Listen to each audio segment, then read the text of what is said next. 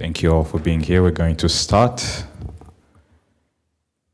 Honorable Minister of Justice of the Republic of Rwanda, Honorable Emmanuel Girashebuja, members of Congress, members of Diplomatic Corps, officials from the State Department, Rwandans, friends of Rwanda, ladies and gentlemen, all protocols observed. Good afternoon.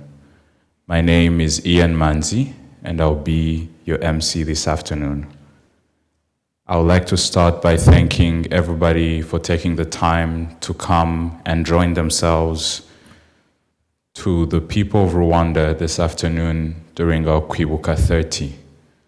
This is a moment of reflection. It's a moment of remembrance, of honoring the memory of those we lost in the 1994 genocide against the Tutsi, but also of uplifting and thinking of the resilience of survivors and of Rwanda as a nation as a whole.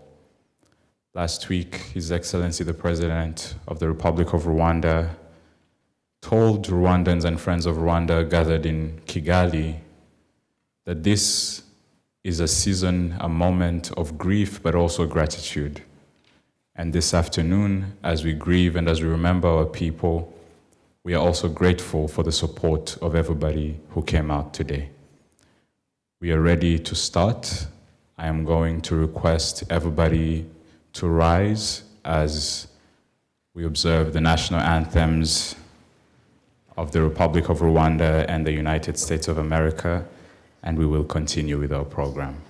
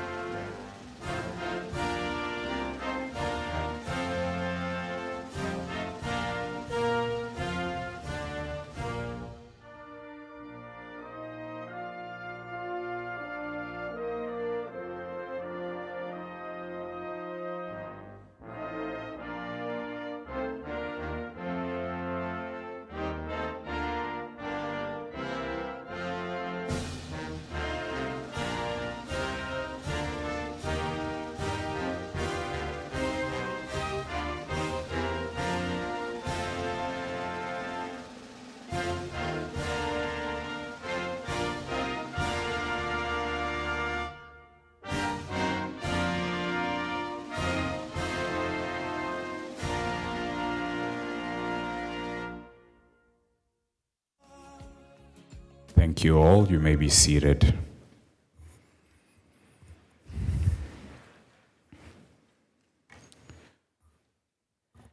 As we get started with our program this afternoon, I would like to remind everybody that, as I say, this is a moment of reflection and honoring the memory of those we lost. So I would like to request everybody to make sure their phones are silenced and to understand that as we go on with our program today, We are all requested to be silent, reflective, and to hold applause as a sign of respect for the memory and the commemoration and the moment we're in. Thank you. I would like, without taking long, to go ahead and welcome Jason Chimie, the president of Ibuka USA, to share with us his remarks for the occasion. Thank you.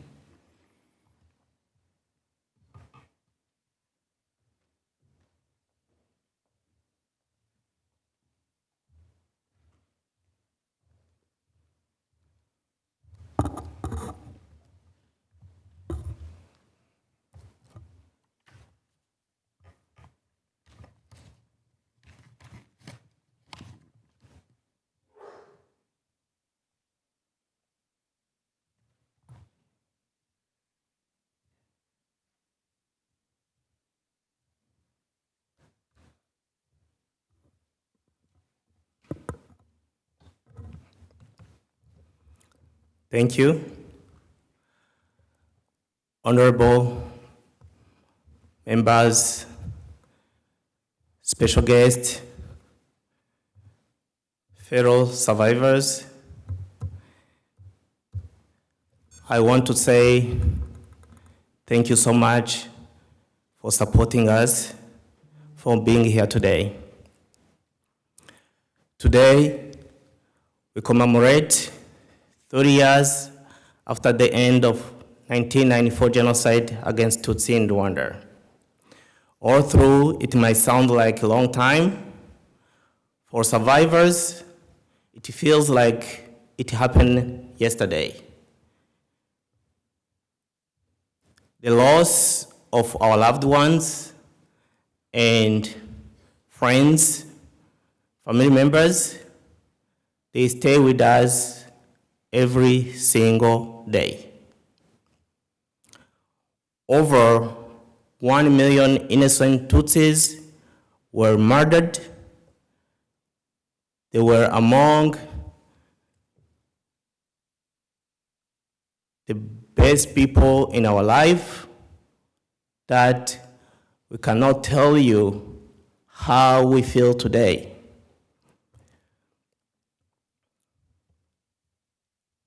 Our sisters, our brothers, our parents, uncles, aunties, cousins were aborted, killed after going through torture and unimaginable suffering.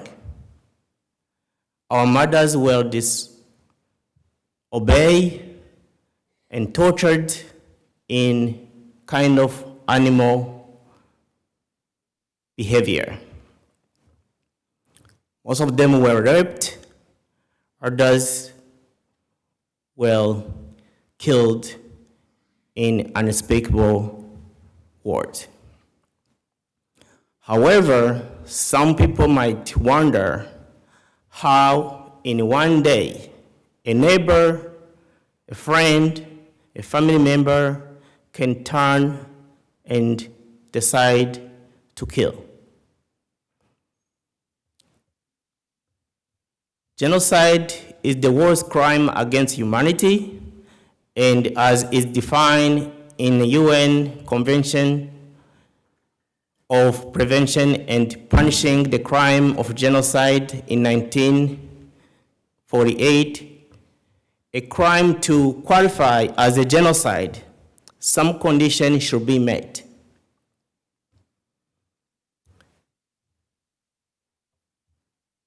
Defining a targeted group should be there and should be intended to destroy the whole group in part or in whole. According to the above definition, no genocide can happen overnight. For the 1994 genocide against the Tutsi in Rwanda, the root goes back in colonial time when the colonial divided Rwandan in groups. I look in some document He said that started back in 1930s when the ethnic group and the ID was implemented in Rwanda. The results of this polarization of the Rwandan society was seen in 1959, when part of Rwandan population was killed and many others sent into exile. After the independence, the success and the leadership promoted discrimination ideology and prepare the genocide against Tutsi in many steps. Hate propaganda and the other tools they use was promoted over time until 1994 when the mass killing started. During the commemoration event like this, it is also the time to salute sons and daughters of Rwanda who say never again and sacrifice their life to stop the genocide against Tutsi. Survivors are grateful and honored to the RPF that took initiative when international community was looking away. Survivors of 1994 genocide against the Tutsi also show a high level of resilience in fostering unity and reconciliation. Most of the people did not know that this was going to be possible, but Rwanda is a witness that reconciliation, unity, and forgiveness is possible.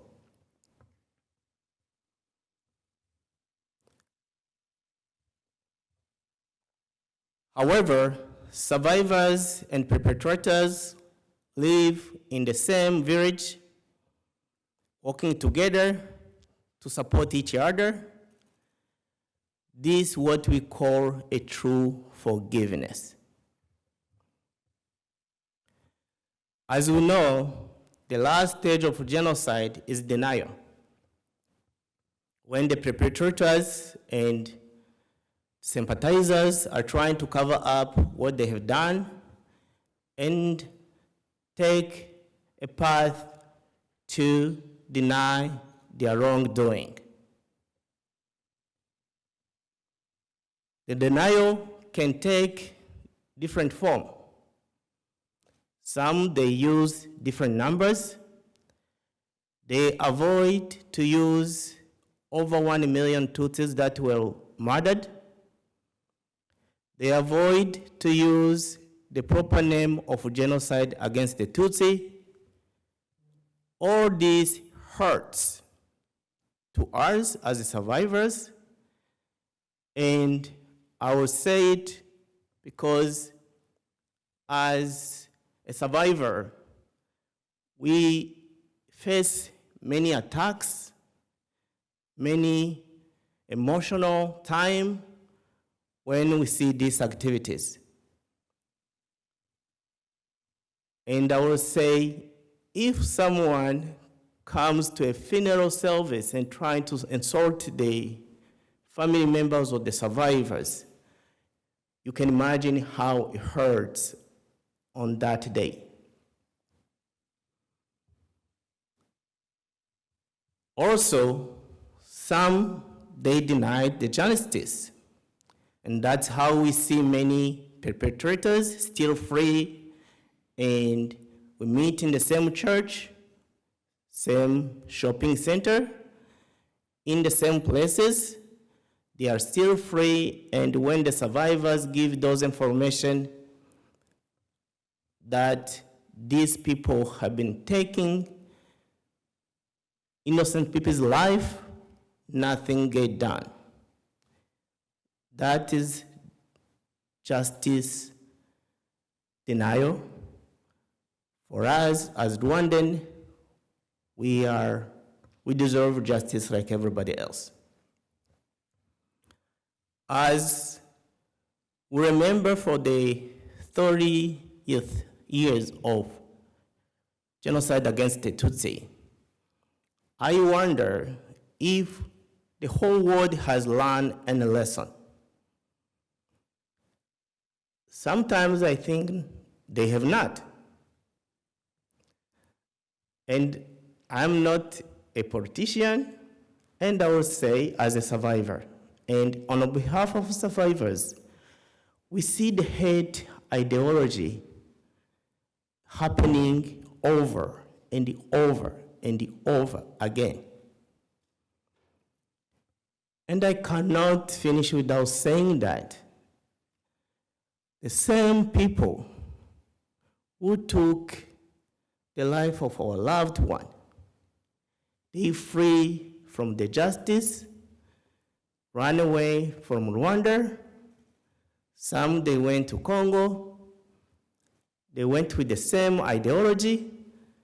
They've been killing innocent Congolese Tutsis for the last many years. And the international community is almost doing nothing. We, as survivors, when we see these pictures of innocent lives being lost every day, it hurts us like really, really bad. That's why I say somehow I think the international community has not run their lesson, because the same ideology, the same crime, killing people because how they look like, how their nose look like, is happening in our eyes, in our presence, and we don't do nothing about it. So it's everybody's commitment and someone has to do something to stop this repetition of crime, of genocide in different countries. And that's why we remember to say never again. What I know so far, we Rwandan, never again is real in Rwanda. But we don't want this genocide to happen anywhere else, in any country or any community. Thank you to our leadership for the best vision of unity, reconciliation, forgiveness, and peace for all. We are all equal as Rwandan, and we thank President Kagame for his vision and the commitment to stop genocide against Tutsi. Thank you for your attention.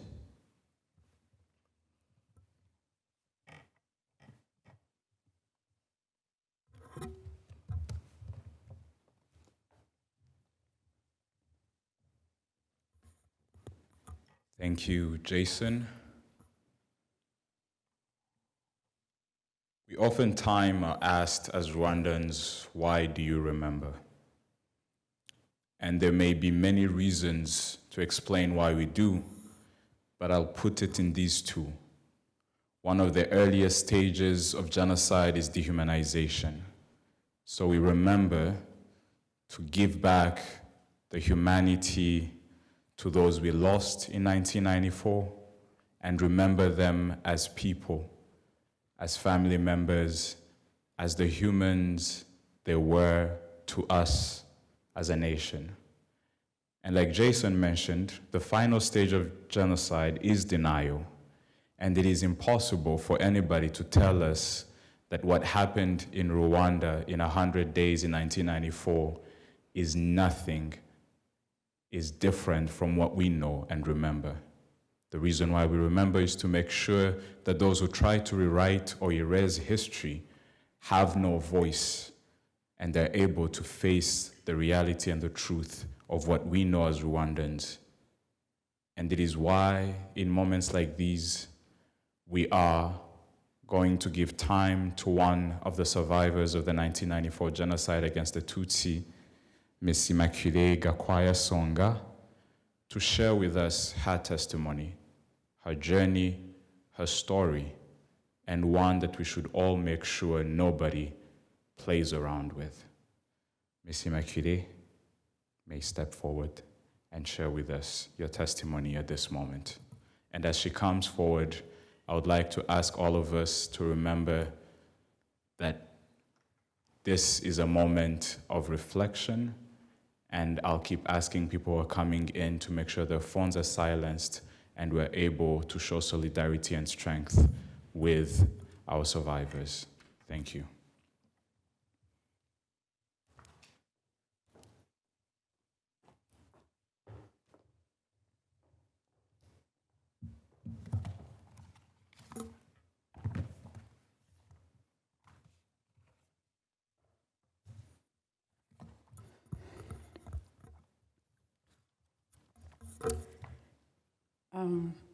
Madam Ambassador, Your Excellencies, distinguished guests, fellow survivors, ladies and gentlemen, good afternoon. My name is Immaculée Songa. It is with profound gratitude and humility that I stand before you today on this solemn occasion, marking the 30th commemoration of the 1994 genocide against the Tutsi, to share my testimony, honoring the memories of the victims and joining the chorus of voices that seek to bear witness to the darkest chapter of Rwanda's history. 3 decades ago, in the month of April, I was living in Rwanda when the shadow of genocide descended upon our land. Today, I am here, having faced the daunting task of starting anew without my loved ones. I have worn many hats and identities in the aftermath, but one that remains throughout is that of a survivor. In speaking to fellow survivors, we often ask ourselves, how can we ever convey the depth of our experience when in the back of our minds we are reminded that the genocide took over 1 million of people, that many of those people we knew, many were our families, our neighbors, and they were killed because they were just named the Tutsi, because they were named the Tutsi. And we ask ourselves, why me? Why surviving? Because at a certain point, we did not even care about surviving. You know, myself, I was saying, why did I survive anyway? What is the purpose of surviving? And I took it negative because during the genocide, I prayed and prayed so that I survive. But I was praying so that I can survive for my husband that I saw running, and I thought he will survive. I was praying during the genocide and fighting to survive for my children, whom I did not find after the genocide. They were gone. And then after the genocide, I told myself, why? Why surviving anyways? There's no point. But the reality is that is the task of facing this, and we never will, but rather ours is the responsibility and the enormous task of bearing witness to the unfathomable loss. How will people know of this unfathomable loss if we did not survive? And carrying the torch of remembrance for those who were mercilessly silenced. Reflecting on Rwanda's turbulent history from the trials of 1960 to the atrocities of 1990, my childhood was marked with fear and persecution, sexual harassment at work, From the burning of our homes and displacement of friends and family across the region, and the widespread discrimination at school and work. And despite this chaos, our home was filled with laughter and voices. And I was blessed with a wonderful family and the life I was proud of. Throughout the 1990s, the Hutu government expanded their propaganda campaign of political hate speech, deliberately fanning the flames of ethnic division that instilled deep-seated hatred toward Tutsis that had already existed. This toxic speech was felt across all aspects of our lives, turning our neighbors, colleagues, and even family members into overnight enemies. As derogatory words like cockroaches and snakes became commonplace in our life, we gradually came to realize that our identity of Tutsis was reduced to non-person, devoid of dignity or humanity, and something people we were being exterminated. By the early 1993, secret list were being compiled, and identity of Tutsis were being known so that they know who was to be killed. And rehearsal were being conducted openly in preparing for our execution. Despite the mounting fear and intense sense of dread, many of us clung to a fragile sense of hope, unwilling to accept the grim reality unfolding before our own eyes. Each day, the airwaves resonated with chilling calls to action, calling Hutu to go to work, which meant to go and kill Tutsis. They were urging all Hutus to perpetrate violence against the Tutsi neighbors. The power of words cannot be understated here, because as the propaganda machine intensified, what once seemed unthinkable, impossible, gradually became a reality. With each passing day, we saw more and more militias, both young and old, taking over our street. On the evening of April 6, 1994, our guard knocked on our bedroom window to inform us that the President Habyarimana plane was shut down. As we heard this news, I looked out of the window and saw military trucks lining the street carrying heavy equipment. This was a few minutes after the plane was shut down. As the convoy descended on our street, we found ourselves paralyzed by fear, uncertain of where to turn for safety. Guns were turned in all directions, and we understood what was happening. Overnight, we had become prisoners in our own home and country.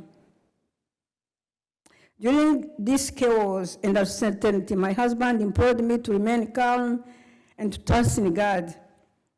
They assured me that a UNAMIR site was close to our home, 5 minutes away. We thought they would come to rescue us. We were mistaken. The following day, the morning of April 7, 1994, it became clear that the Presidential Guard and the two extremist Hutu militia in Herahamwe and Seder had scaled the roadblock, barricade, and started the slaughter. The first target were those who could oppose the genocide. Based on the list, of course, that were created before even the genocide started. My brother, a priest, Father Straton Gakwaya, a general treasurer of diocese in the south, had come to Kigali, where he was accompanying his bishop, who was traveling the next morning to Rome. He stayed at this retreat center for the overnight, and that's where he was killed. He was the first one in the family to be killed by people who did not know him. His body now rests at this retreat center in a mass grave. Some of my neighbor and friend informed us of my brother's death immediately. Hearing this news, my husband and I moved quickly to escape Kigali. And the friends where we were hiding at that moment on April 7 arranged for us to be dropped off at the Nyabarongo River. At the Nyabarongo River, there were military, French military, militia in Interahamwe, and they were asking for our identities. We paid, my husband was an accountant, he worked for the US mission in Rwanda, so he always had money from the start of this chaos. He had kept some money at home, so we paid these people and they dropped us to a parish center close to Kigali, where I knew the parish priest was a friend of my brother. So we stayed there for the overnight and continued the next morning. And we arrived, no, we're not in Butare yet. So when we were informed of my brother's death, we went to this parish. We stayed for the overnight, and we walked the hills of Kamonyi, and we got into Gitarama. My son trapped on my back as we walked the hill of Kamonyi, and trying to get into Butare, which is a city that is close to the border to a neighboring country in Burundi. Before we could go to Butare, we stopped at Muhanga, where my two daughters were for the Easter break, because the capital was not safe, and for Easter break, we sent our children to Muhanga, which was far away from the city. And they stayed at a cousin who was married to a Hutu extremist from the north. There we thought they would be safer for the Easter break, and we were going to decide after the Easter break what to do. But then the genocide started during April, during the Easter break. The person where my daughter was staying told us when we arrived to pick them up so we could go together and flee together to Burundi. And he was like, there are roadblocks everywhere. How are you gonna do this? We will just need to leave the children here, because if something happened to you, at least they will survive. So we had, with a heavy heart, we have to leave and continue to Butare. We left our daughter in the house, hoping, because in the past, children weren't killed. They were civil war, but children were never killed. They would kill adults, and they would not kill the children. So we thought our children, if we were killed, at least they will survive us. We were mistaken. We arrived in Butare on April 12, the last town before our planned escape to Burundi. There we waited for our best friend to live with us. But her husband, who was a very good friend to the governor, the only governor Tutsi in Rwanda, was told by the governor that the two military commander-in-chief in Butare have decided to protect the region. So he convinced us not to go to Burundi, but to stay in Butare. But for my husband and I, we were determined to go to Burundi, and had to wait for my girlfriend from high school so that, we could convince the husband so she could go with us with the children. But the husband, in the meantime, as the husband was hesitating for his wife and the children to go with us, roadblocks were now everywhere in Butare.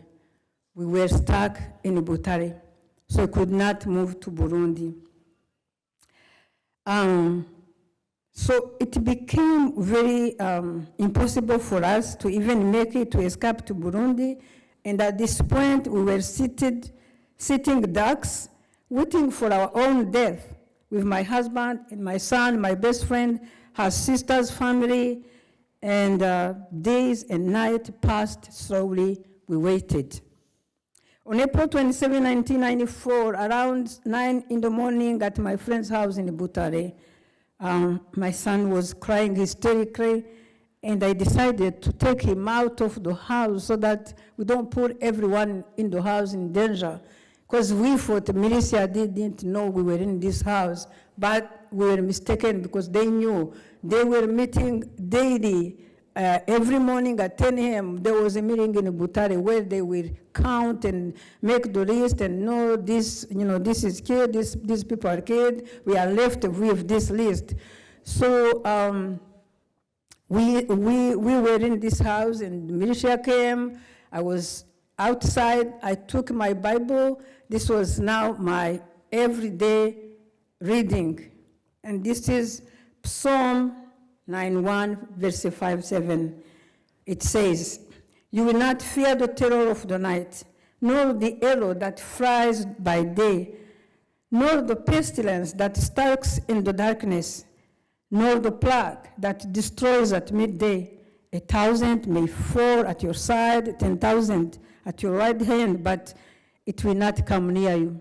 This was our belief as Christian. We have decided this verse will be our daily bread. And suddenly I heard militia shout, "Tutsi must die." Hutu power. I have heard this song during the genocide so many times. Hutu power, Tutsi must die. A truck stopped in front of the house. Our host opened the back door and called me inside quickly. So I went inside quickly. He locked the door. They knew we were inside the house. Everyone took refuge in the hallway to avoid grenades. Militia accompanied by military, forced the door and came inside. They counted us one by one and checked our identities. We were all Tutsis. They escorted us into this forest.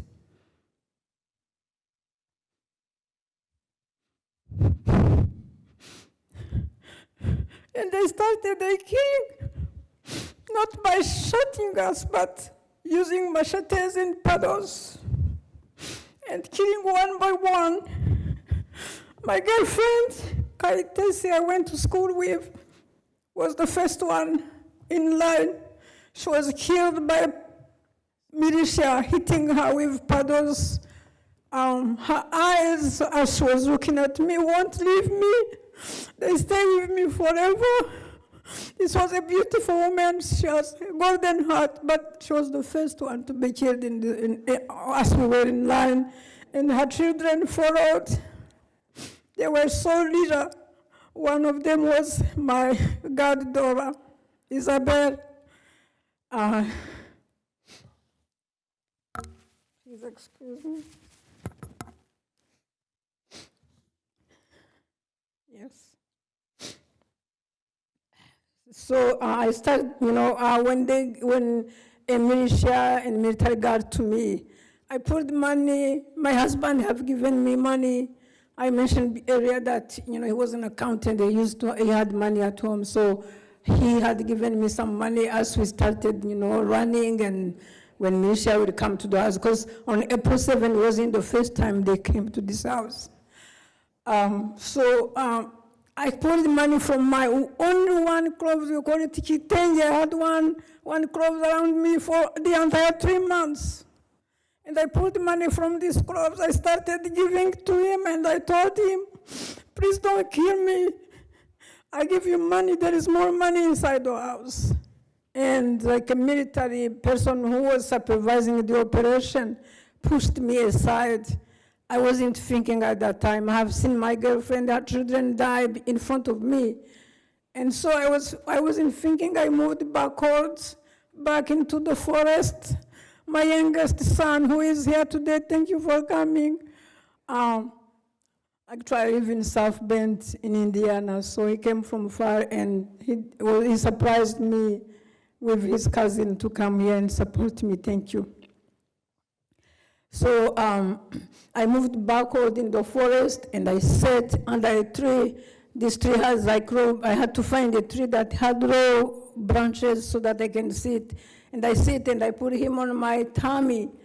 And because he was crying earlier, but then he stopped. I guess like people who did science will explain that to me maybe, but he stopped crying. He was like immobile like I was. He laid on my tummy and was quiet. And so we waited under this tree. We heard the militia say, "Let's get back to the house and get tools to get rid of these dirty bodies. So they went back to the house, and I could hear them come back into the forest and piling bodies they have already killed.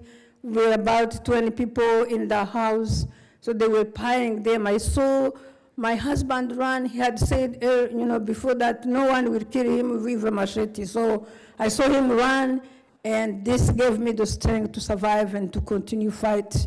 I call it fighting but I didn't even know what I was doing. So we would be separated that day with my husband and my friends, my best friends. Kaitesi wasn't a friend. She was a sister to me. I was always with her everywhere. And people who knew her, knew me, and people who knew me knew her. So from then, as I attempted to hide, and as I was sitting in the forest, I told myself, so you are in this forest, you are hiding, but how are you going to leave this forest? So I remembered God, who has been a God of mercy and power. And I called him and I said, God, Father, I thank you for letting me be here today in this forest, but dogs are barking in this forest, bodies are decomposing around me. And what do you want me to do now? Yeah, please, I pray my father has been praying you, my brother, a priest, and his friends and my cousins were very involved in the church. God, please, we have been praising you in our life. Please make that it rain. And within 30 minutes, the rain was in that forest. It rained so heavy that militia left the forest. And so I took the opportunity. I stood up and picked my son, and I looked in the forest. I didn't see any militia, so I went back to the house, our friend's house, but I got there, and then the house was locked, and the cook told me, they called me Marine, which means godmother. Godmother, if the militia and military locked the house, they are coming back. If they found you here, they will kill you. So I went to the neighbor who knew me because I was very close to this family. I knocked at every door, knocked everywhere. No one would let me. They would say, oh, that's godmother. They wouldn't even open the door. And so finally, I jumped 2-meter high gate with my son on my back. I don't know how I did it. I will never explain this, but this happened. And I got inside this compound, and I stayed there. And so I survived that day, and the day after, and the month of April ended. On beginning May 1994, I found myself at the Butare governor's office, where Hutu related to one of my girlfriends found me and promised to hide me. It wasn't, if I could get to the house, but I didn't know where the house was. But God made that someone else came and, dropped me to this house. And that's where I stayed for until the genocide ended. There were other people hiding there. Militia will come every day, and they will take people from this house. These people never came back. They were young girl, teachers who were taken from this house. They never came back. And so for me, this guy, because he was the cousin of a very good friend of mine, who was, his parents have raised this young man. And so he told me, if you are killed here, I won't get along with my cousin, so I have to protect you. He told the militia, this lady is the wife of someone who is fighting with the enemy. If she's killed, it will be a war of Hutu. So they did not kill me until mid-June, when I started, I started feeling that, this was my time to be killed. And the neighbor came to me and told me, Makire, you are on the list. One of these days you're going to be killed. You need to spend night in bushes. So I spent my night in bushes around the house, and until the RPF in Hotanyi arrived in Butare. When the militia learned of the RPF being in Butare, they ran from the village, and we were left to their village. And this girl was with me, and know that there was a lady married, a Tutsi lady married to a Hutu, and she told me we need to go there. So we went there, and that night, militia came back to kill us because they wanted to erase any evidence of the killing that had happened to that village. And it was so like, it shocked me to see the person who have hidden us to be with this group, and he was holding a machine gun. Now he has come to kill us, to eliminate any witness. Month after the genocide, my tears of relief became tears of distress. Once liberated, I was forced to confront the grim reality of life as a survivor. Immediately, I went from camp to camp, trying to find my husband. I was mistaken. He has been killed. Friend, the smile you see today is an umbrella that covers tears of distress behind it. And it is typical to survivors. Every day, we grapple with our profound loss and trauma that come to define our existence in the aftermath. Despite what I have gone through, facing the killer 6 times and being here today, surviving, even with the pain and the scar I carry, my heart longs for forgiveness. And at one point, I didn't think my surviving was very important. But I know today that it is important because I'm talking to you, and I'm telling you what happened to 1 million of Tutsis in Rwanda. 1996, I finally was able to find the remains of my husband. We buried him with dignity with our friends. And in January, in January 2018, I was able to find the remains of my daughters. This was 20 years after that. And I was able to find them. We buried with them with dignity, and these were my painful moments. It ushers me back to the moment I lost them. I am forever a changed woman, and I do not wish this to anyone in this room, not around the globe. Ladies and gentlemen, surviving is a privilege that entails gratitude to those who risked their lives to rescue and liberate our country. Please allow me to express my heartfelt gratitude to the Rwandan Patriotic Front led by President Kagame for risking his lives and that of countless of the soldiers who were with him, and to come to rescue us. I remember where I was when they said when these militia came, and they decided they ran, and when they heard the gunshot in nearby, and we were wondering, we heard, shotgun, and we're like, who are they? And someone was like, oh, they are here. And we're like, who are they? And I looked by the window, and I saw the uniform, and I was like, they are here. We are liberated. We were liberated. And I am very grateful today. And I know every survivor is grateful. We are very grateful to the president for the life after the genocide.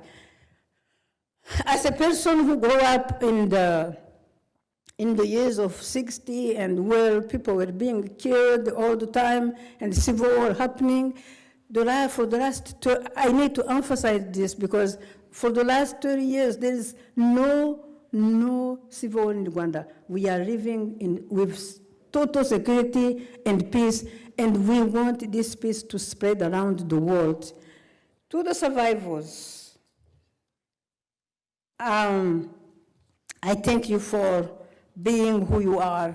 I thank you for taking the task of being the torch of remembrance, and for being the voices of those we lost. Thank you so much for facing those who deny the genocide and for being here today and tell your stories and any other commemoration that we do in this country and around the globe. Because if we don't tell our story, if you are not resilient, then what happens? You know, the denier and the genocide ideologists have the way to spread and say that there was no genocide in Rwanda. I am here as a survivor.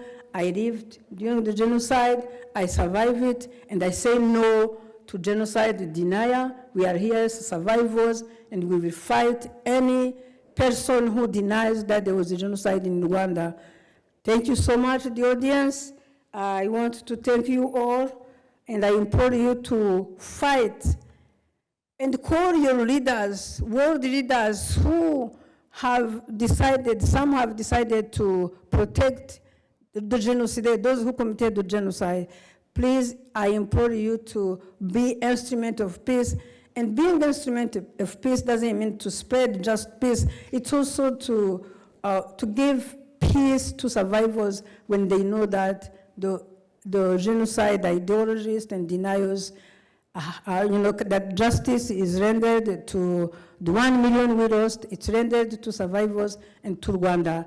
Thank you so much for being present today. Thank you for being instrument of peace, and thank you for being the voice and telling the truth when you go home. God bless you.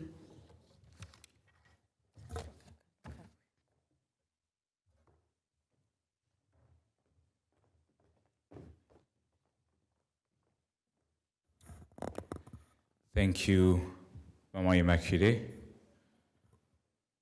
We, like His Excellency President Paul Kagame always says, we are in great debt to survivors for asking them to share their stories, but also asking them to carry the heavy burden of forgiveness. And they are, to this day, still showing us the way to rebuild our nation. The plan for the genocide was complete extermination, and survivors are the living proof that that plan failed. As we move on with our program, I would like to actually ask Mama Immaculée's son, where he is in the room, to stand. For those of us here who are thinking about the story we just heard, to see the living proof that as we speak, survivors and their families live on and continue to rebuild our nation and want peace for the world. Thank you. In this moment, I would like to ask all of us to stand up.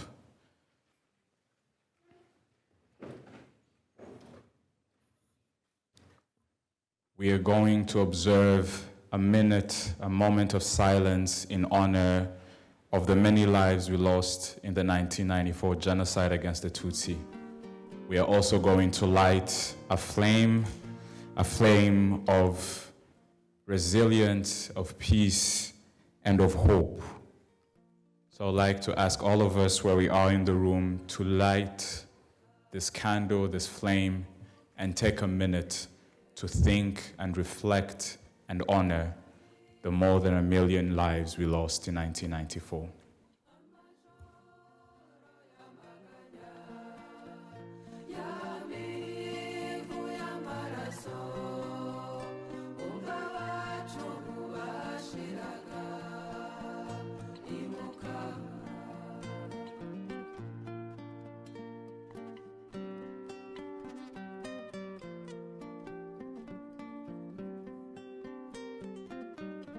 Nshuti muvandimwe icara unyumve, wowe dusangiye aka gahinda k'abacu twabuze tubakunze, bishwe bose nta gicumuro, ibyo urabizi simbikurusha. Ngaya amahiri ngiyi imihoro, tubura amahoro tubura gihoza, umuntu akibaza ibyabaye nta gisubizo azabibonera. Jya wibuka.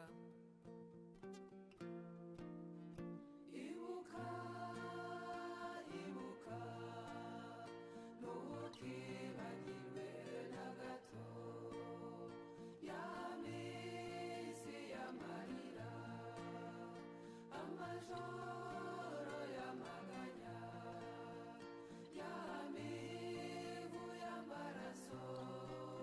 Thank you all.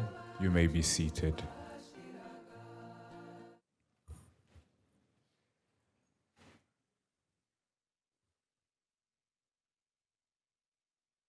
At this moment, I would like to welcome the Honorable Congressman Jonathan Jackson to share with us his remarks for the occasion.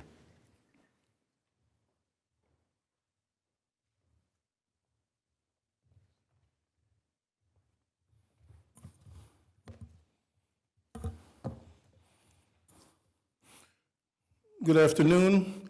I would like to thank my dear friend and sister, Ambassador Matilda Mukanta Bana. Did I get it right?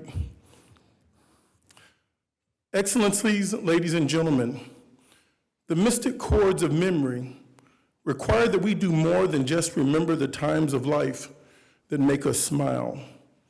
But they also demand that in times of great peril and tragedy, that we commit ourselves to saying that we will never forget.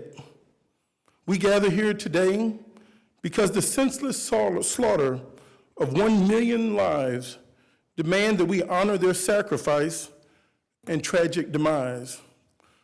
What happened in Rwanda in 1994 was one of the most graphic examples of man's inhumanity to man.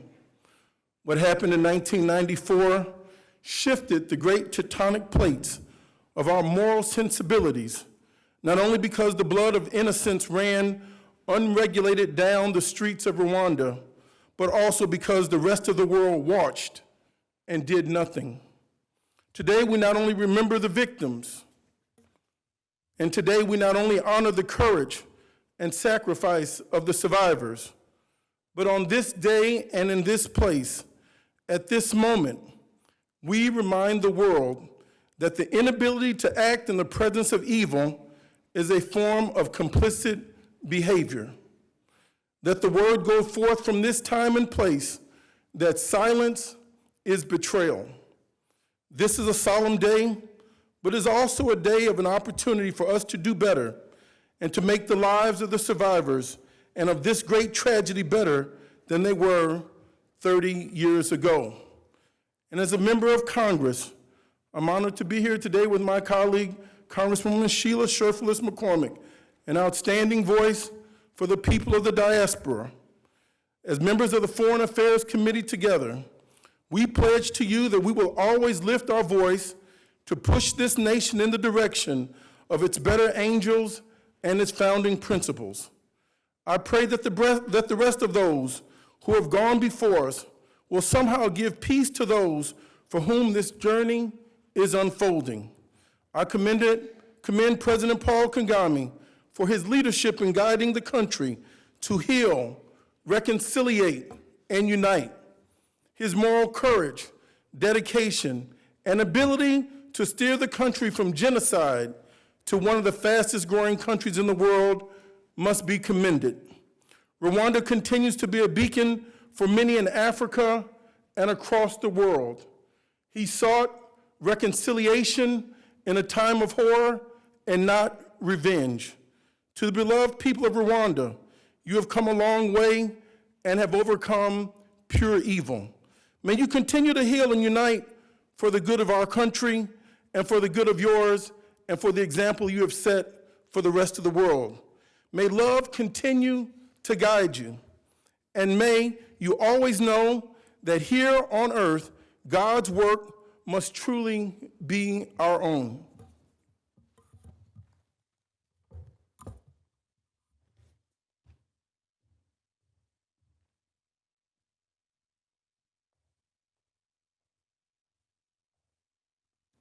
Thank you, Congressman Jackson. I would like then to proceed and welcome Congresswoman Sheila Sherfulis McCormick to come and share her remarks for the day.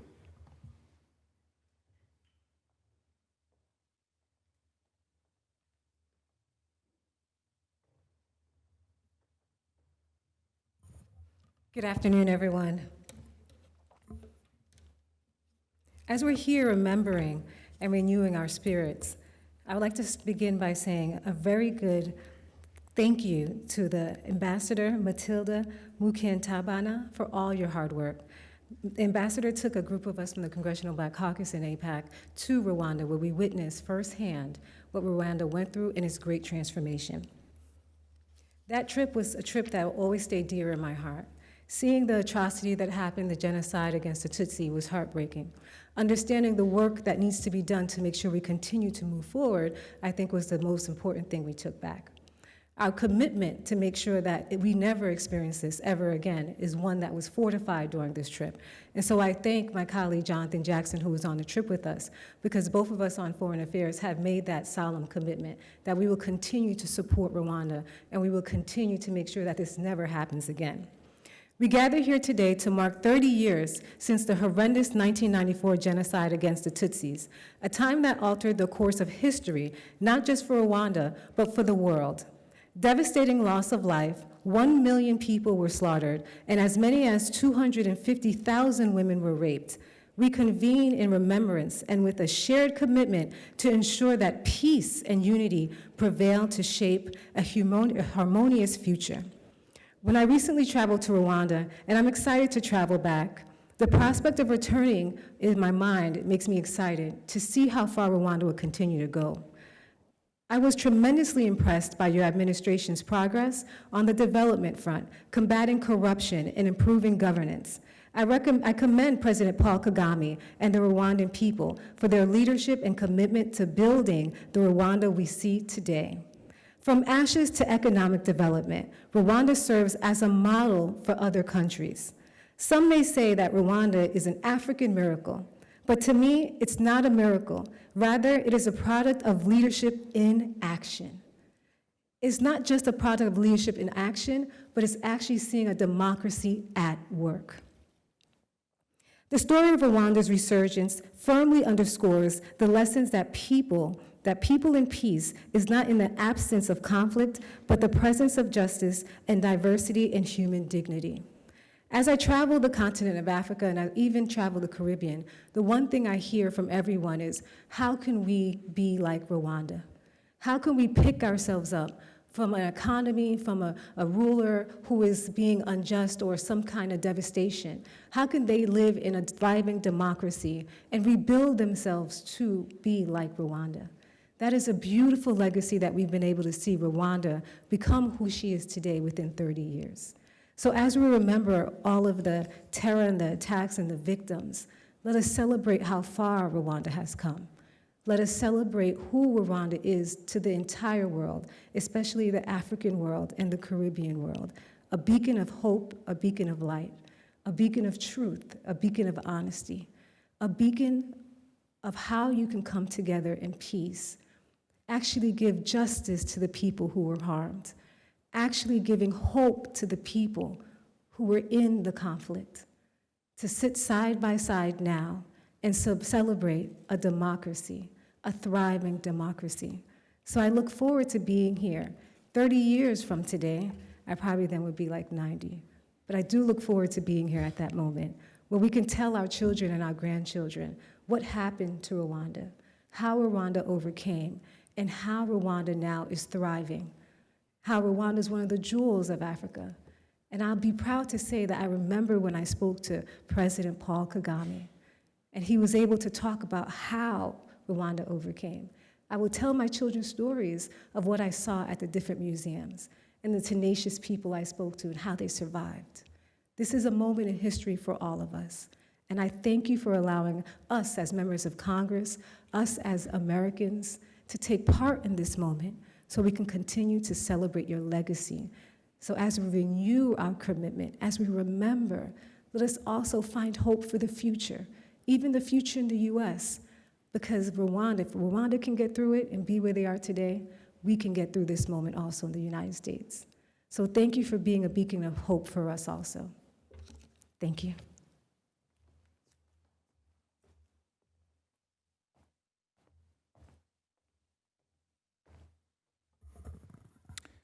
Thank you, Congresswoman McCormick. I would like to proceed with welcoming Madam Alice Wairimu Nderitu, the Special Advisor on the Prevention of Genocide to the United Nations Secretary, as she delivers her remarks for the occasion.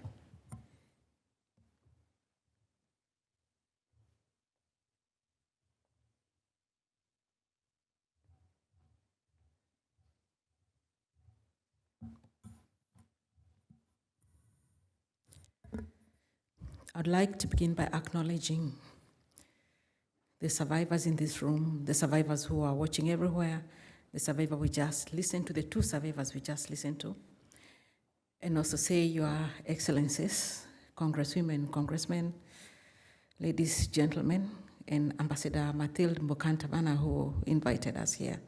Thank you for having this day.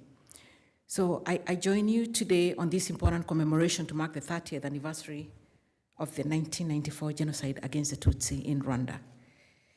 And so in my remarks today, I would like to focus on justice and accountability efforts, not only as a recognition of the suffering of the victims, but also as a form of setting a historical record, preventing future genocides, and curtailing attempts to deny the past.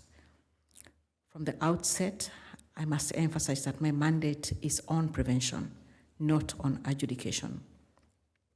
I cannot pronounce whether a genocide has occurred or is occurring, and neither do I have the mandate to make a determination if a particular situation amounts to genocide or other related crimes. This is the mandate of judicial institutions with the relevant jurisdiction.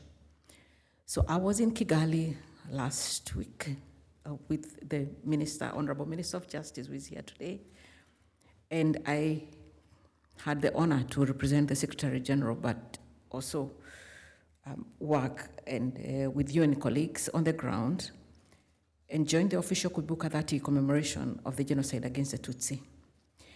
I was moved by the sorrow and commitment to remembrance of what should have never happened and will never be forgotten, and by the unequivocal commitment to prevent the errors of the past and build a future grounded on peace, prosperity, and reconciliation. Rwanda is, of course, not new to me. I am from the region, and I worked in Rwanda before I joined the UN. And I worked in Rwanda at a time when the genocide had just happened, so I'm very familiar and very grounded in terms of what needs to be done so that this genocide against the Tutsi never happens again. So Kwibuka 30 invites all of us to mourn the victims and reflect with the survivors, the millions whose lives, dreams, and aspirations were irrevocably altered by senseless violence, which built upon calls with the explicit intent to destroy an entire group, the Tutsi, based solely on their identity, based solely on who they were. So the scars of the genocide against the Tutsi in Rwanda are still embedded in the tissue of the society in the world, and survivors continue to tell their stories and must continue to do so, so that what happened is never forgotten or repeated. And we too must recognize our collective responsibility to keep preventing genocide from happening, and especially not to those it's already happened before. So I have expressed consistently for 3 years now growing concerns around persistent patterns of denial of the crime of genocide that happened to the Tutsi. Denial of genocide is an affront to the victims and an attempt at denying the right of remembrance to those who died. There is a pattern to denial of not just the Srebrenica genocide that happened in 1995 and the Rwandan genocide that had happened a year before in 1994, but also the Holocaust. There is a similarity. The arguments are the same. The template is the same. So the deniers ignore historical facts and judicial decisions, and the deniers actually have networks. They actually meet. So we must too realize that this is happening, and we must stand up against these deniers. So we do know, though, that justice continues to be done, and holding perpetrators accountable for their actions remains as important as ever. Last year, I issued a statement welcoming the arrest in South Africa of Fulgence Kayishema, one of the world's most wanted suspects of the genocide against the Tutsi in Rwanda. I also welcomed the verdict delivered in France, sentencing Philippe Hategekimana to life imprisonment for the crimes of genocide and crimes against humanity committed in Rwanda in 1994. Just a few weeks ago, another suspect, Eric Nshimiye, was arrested in Ohio in the United States and is being accused of allegedly concealing his direct involvement in the killings of the Tutsi in Rwanda in 1994.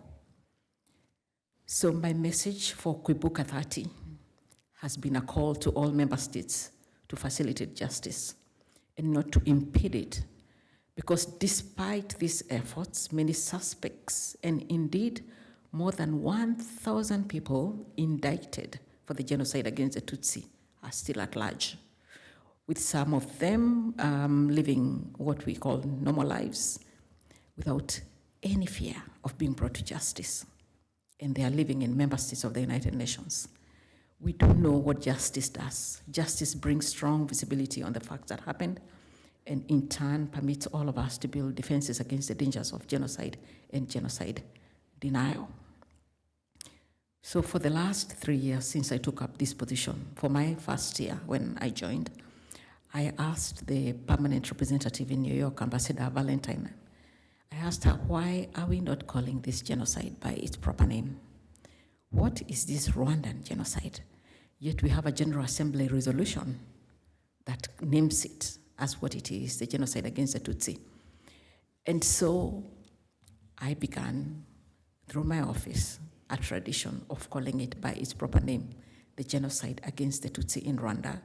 Put out statements, put out videos, wrote letters to UN colleagues, wrote letters to people everywhere and said, we must call this genocide by its proper name, because genocides are identity crimes, and the Tutsi were targeted for extinction. Anyone else who died, and we do know that there were Hutu who died, who opposed this genocide. We do know there were other people who died who opposed this genocide, but they were not the target. The target was the Tutsi. They would not have been killed if the intention was not to kill the Tutsi. So I say this so many times everywhere. The proper name of this genocide is a genocide against the Tutsi in Rwanda, in which Hutu and other people who opposed it were killed, but the key target was the Tutsi. That was my message for Kwibuka 28. For my message for Kwibuka 29 was on genocide deniers, because that's when we began realizing how connected genocide deniers are, how interlinked the genocide deniers of the Holocaust, of Srebrenica, of the Muslims in Srebrenica, and of the Tutsi in Rwanda, how connected they are, how they even write together peer-reviewed papers, and how they enable, when you Google or when you're looking for what happened in the genocide against the Tutsi, that then what comes up is what they are putting together. So that was my message. So this year, my message is on the impeding of justice. Why do we still have people living at large? Why? Can you imagine if you know somebody who has killed one person, one? If you know one murderer, would you shelter a murderer? You wouldn't. So how come people shelter genocidaires? They've killed more than 1 million people, they've killed thousands of people, yet we shelter them. We must keep asking ourselves this question. And that really, indeed, is the crux of the complexity of genocide, that people feel that they can actually shelter somebody who's killed all these people. So on Kwibuka 30, I reiterate my call to prioritize justice and promote judicial cooperation. This is essential to ensure that all those who need to be held accountable are brought to justice. The arrest of Eric Nshimiye here in the United States provides an example. And so those, especially who should be brought to book, include the genocidaires, the vast majority of genocidaires who fled to Eastern DRC in 1994, forming armed groups such as the FDLR, the Democratic Forces for the Liberation of Rwanda, which are still armed and active, and now target the Congolese Tutsi, both by continuing the genocide ideology that is fueled by hate speech, but also with violence, armed violence, with killings. I must say that in 2019, the Secretary General of the United Nations launched a strategy and plan of action for hate speech, and us that my office leads in its implementation. And that when defining hate speech, because we have a working definition for hate speech in the UN, that we define hate speech as that which crosses the threshold of incitement to violence. So today, people who were born in 1994 are 30 years old. It's difficult to imagine.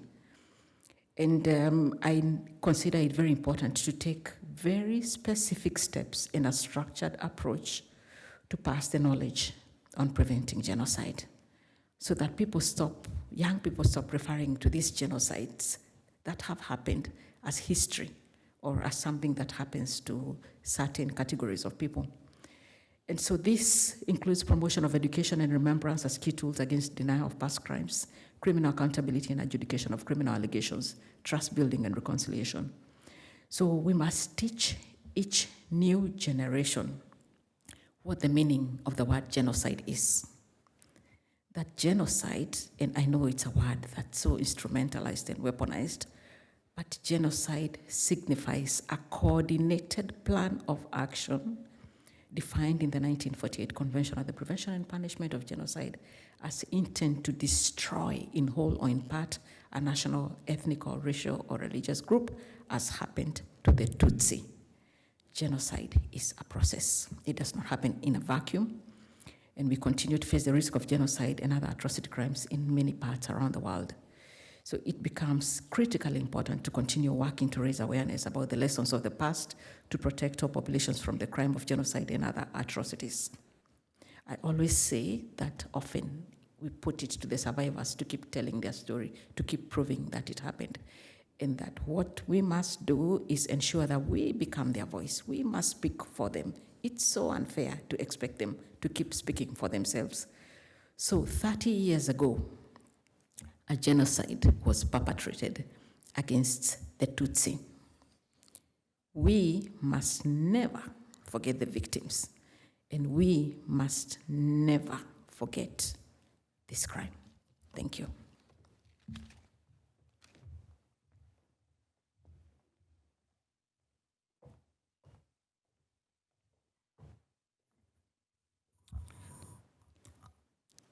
Thank you once again to all the speakers and to the many friends of Rwanda who are here to stand with Rwandans on this very solemn occasion. As it has been mentioned, Rwanda, 30 years after the genocide, is no longer a country of despair, it's a country of hope. And we continue to remember the 1994 genocide against the Tutsi, but to also reflect on the journey of reconstruction and resilience that has brought this country as far as it is today. I would like, at this moment, to go ahead and welcome our keynote address. It will be delivered by Honorable Minister Emmanuel Yeshewuja. He is the Minister of Justice of the Republic of Rwanda and the Attorney General. Honorable Minister, the time is yours.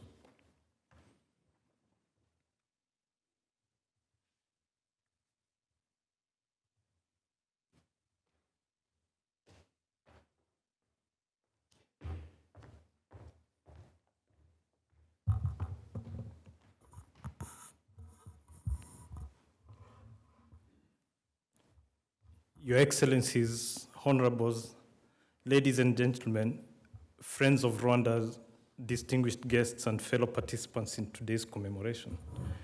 Good evening. I think I'm getting the times right here. Let me take this opportunity to extend my heartfelt gratitude to the organizers for their unwavering commitment in preparing this significant conference. The theme for this conference is Remembering and Honoring Victims of the Genocide against the Tutsi, a precursor for preventing future genocides. This particular theme resonates deeply with the collective memory of humanity. As we gather here, we recognize the immense importance of commemorating the lives lost during the dark chapter of our history. The genocide against the Tutsi in Rwanda stands as a stark reminder of the horrors that can unfold when hatred, prejudice, and division prevail. It is our solemn duty to remember the victims, to honor their resilience, and to ensure that their stories are etched into our collective consciousness.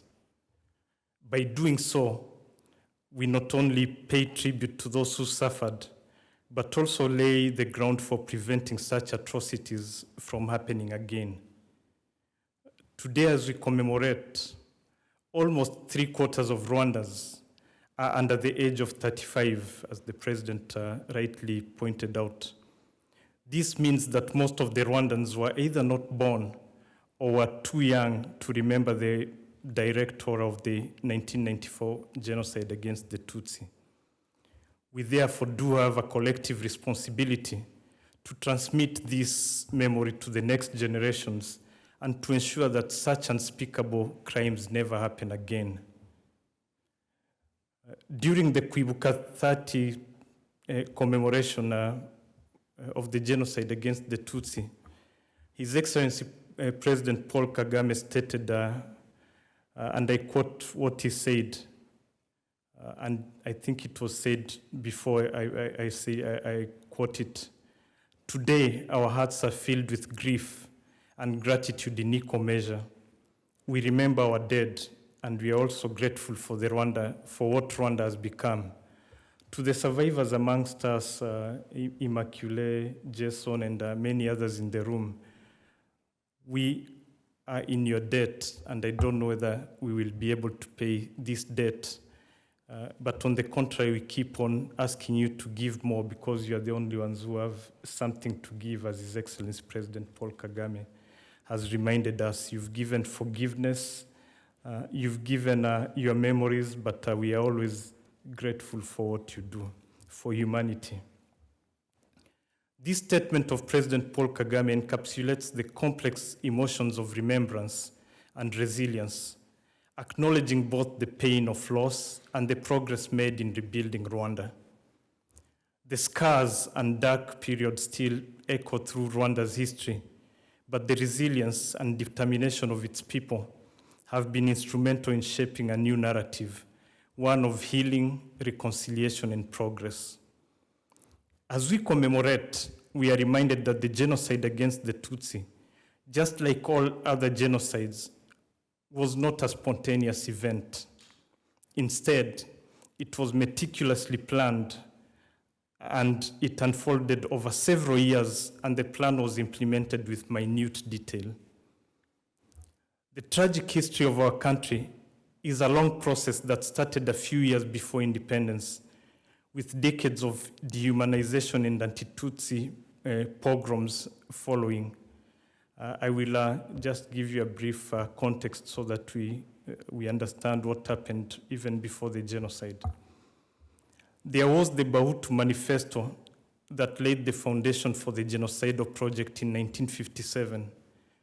2 years later, in 1959, Joseph Habyarimana Gitera issued the Hutu 10 Commandments. Only 2 months afterwards, the first massacre of Tutsi took place on the All Saints' Day. Men, women, and children were massacred under the pretext of a revolution. Thus, the exile of the Tutsis began. From then onwards, a Tutsi child ceased to be regarded as human like any other. He or she was called the child of a snake or a cockroach. Tutsi children were subjected to physical and psychological trauma in order to push them to drop out of the school. In the classrooms, a distorted history of Rwanda was inserted in the curriculum.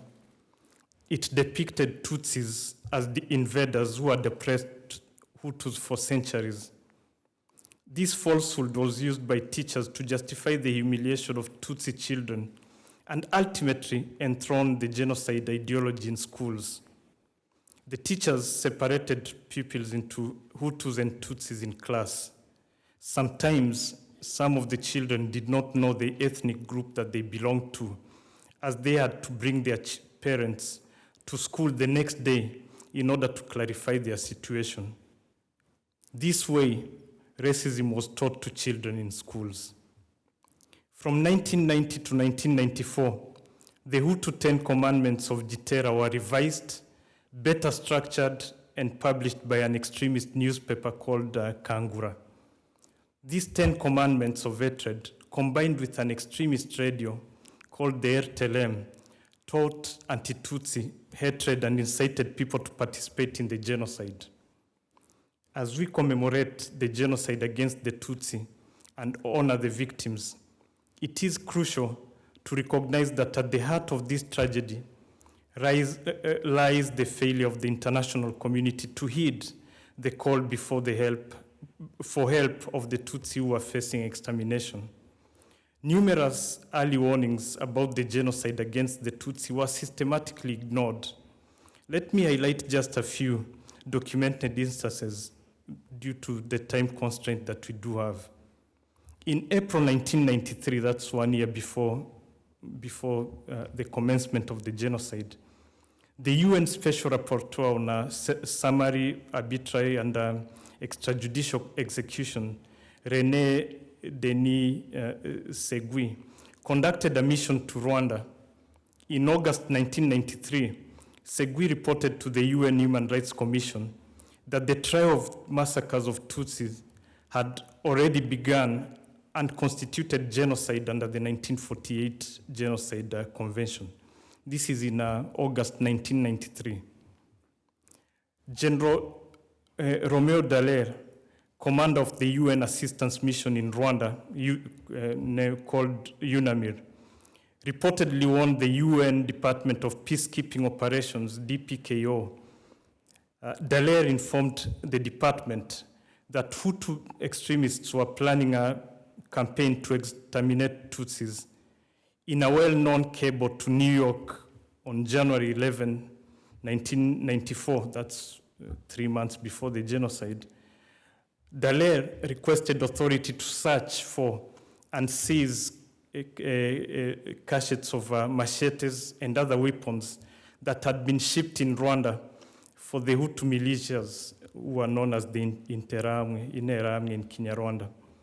However, Iqbal Riza, deputy to the then Undersecretary General for Peacekeeping, Kofi Annan, denied Dallaire permission to act, citing that it exceeded UNAMIR's mandate. He instructed Dallaire to take the information to the Rwanda government, many of whose members were deeply involved in planning the genocide. These early warnings underscore the tragic failure of the international community to prevent the devastating events that unfolded in Rwanda in 1994. Rwandans will never understand why these conspicuous early warnings were ignored. Was it because the lives of the victims of the genocide were not worth saving? This question perpetually lingers in the minds of many. As we commemorate the genocide against the Tutsi, we remember that it was the young, patriotic, and courageous Rwandans in the Rwandan Patriotic Army, the armed wing of the Rwandan Patriotic Front, who played a pivotal role in halting the genocide. Under the leadership of President Paul Kagame, who himself was in his mid-30s at the time, they took decisive action to save lives, while the international community largely stood by and watched. As we commemorate the genocide against the Tutsi, we remember how the country had become in 1994. The genocide against the Tutsi, which unfolded between April and July 1994, left Rwanda truly shattered. The country resembled a mass grave, devoid of cash and commodities. Its new government grappled with an enormous post-genocide crisis and a daunting task of rebuilding from ground zero. In the aftermath of the genocide against the Tutsi, Rwandans faced immense challenges in rebuilding this country. Some of the tough measures implemented during this critical period include, and I'll just name a few in order to put context to some of the tough decisions made in the aftermath of the genocide. The first one which people don't really speak about, was Paul Kagame's refusal to become the first post-genocide president. When the Rwandan Patriotic Front liberated Rwanda, there was a prevailing expectation that Paul Kagame would become the first post-genocide president. However, President Kagame respectfully declined the position. Despite pressure from RPF members, his decision was a symbolic contribution to unity and reconciliation. President Kagame wanted to emphasize that he and the other members of RPA had not sacrificed their lives to assume power, but to liberate Rwandans from the oppressive governance that had led to the genocide against the Tutsi. The second important decision that was made was power sharing for the unity and reconciliation. The Rwandan Patriotic Front recognized that power sharing was crucial for the healing of the nation. Despite overthrowing the genocidal government, the RPF reached out to the other political parties in Rwanda. Together, they formed the interim government of national unity. This principle of power sharing remains significant in Rwanda's current constitution. The third key decision that was made was the immediate military integration of defeated soldiers in the national army. Immediately after halting the genocide against the Tutsi, the defeated soldiers were reintegrated into the national army. The first cohort, constituted of up to 1,500 soldiers by the beginning of the year 1995. I can just name a few examples here. The current Minister of Defense and the immediate former Minister of Defense, who is now the Minister in charge of emergency management, were both officers of the defeated army, and now they sit in the cabinet in Rwanda. Some soldiers who fled to Congo, who formed part of the forces that planned to attack Rwanda, and who returned voluntarily, were captured in the battlefield, and who had not committed genocide, were reintegrated and given senior positions in the army, as well as in other security organs. By the year 2000, the numbers show that the soldiers from the defeated army were more in numbers than those from the Rwandan Patriotic Army that had halted the genocide. The other decision that I want to present to you is the refugee repatriation. The post-genocide government made a tough decision. All refugees in neighboring countries should be repatriated. Many refugees faced miserable conditions or posed security threats to Rwanda, especially those in the Democratic Republic of Congo. As the 1994 refugees returned, the government ensured that everyone occupying property belonging to returning refugees would vacate those houses. Those who had lived in houses abandoned during the genocide were either returnees from previous massacres or survivors of the genocide against the Tutsi, whose properties were destroyed. They were provided with land and temporary structures to rebuild their lives, a process which was known in Rwanda as TTP. That was, you are given a small land with a tent, and then build a temporary house, and then in future build a permanent house. Additionally, refugees who had fled Rwanda in the 1950s, 1960s, and 1970s were encouraged by the government not to pursue their property if it was already occupied by others. In the aftermath of the genocide against the Tutsi, Rwanda faced significant challenges in the justice sector.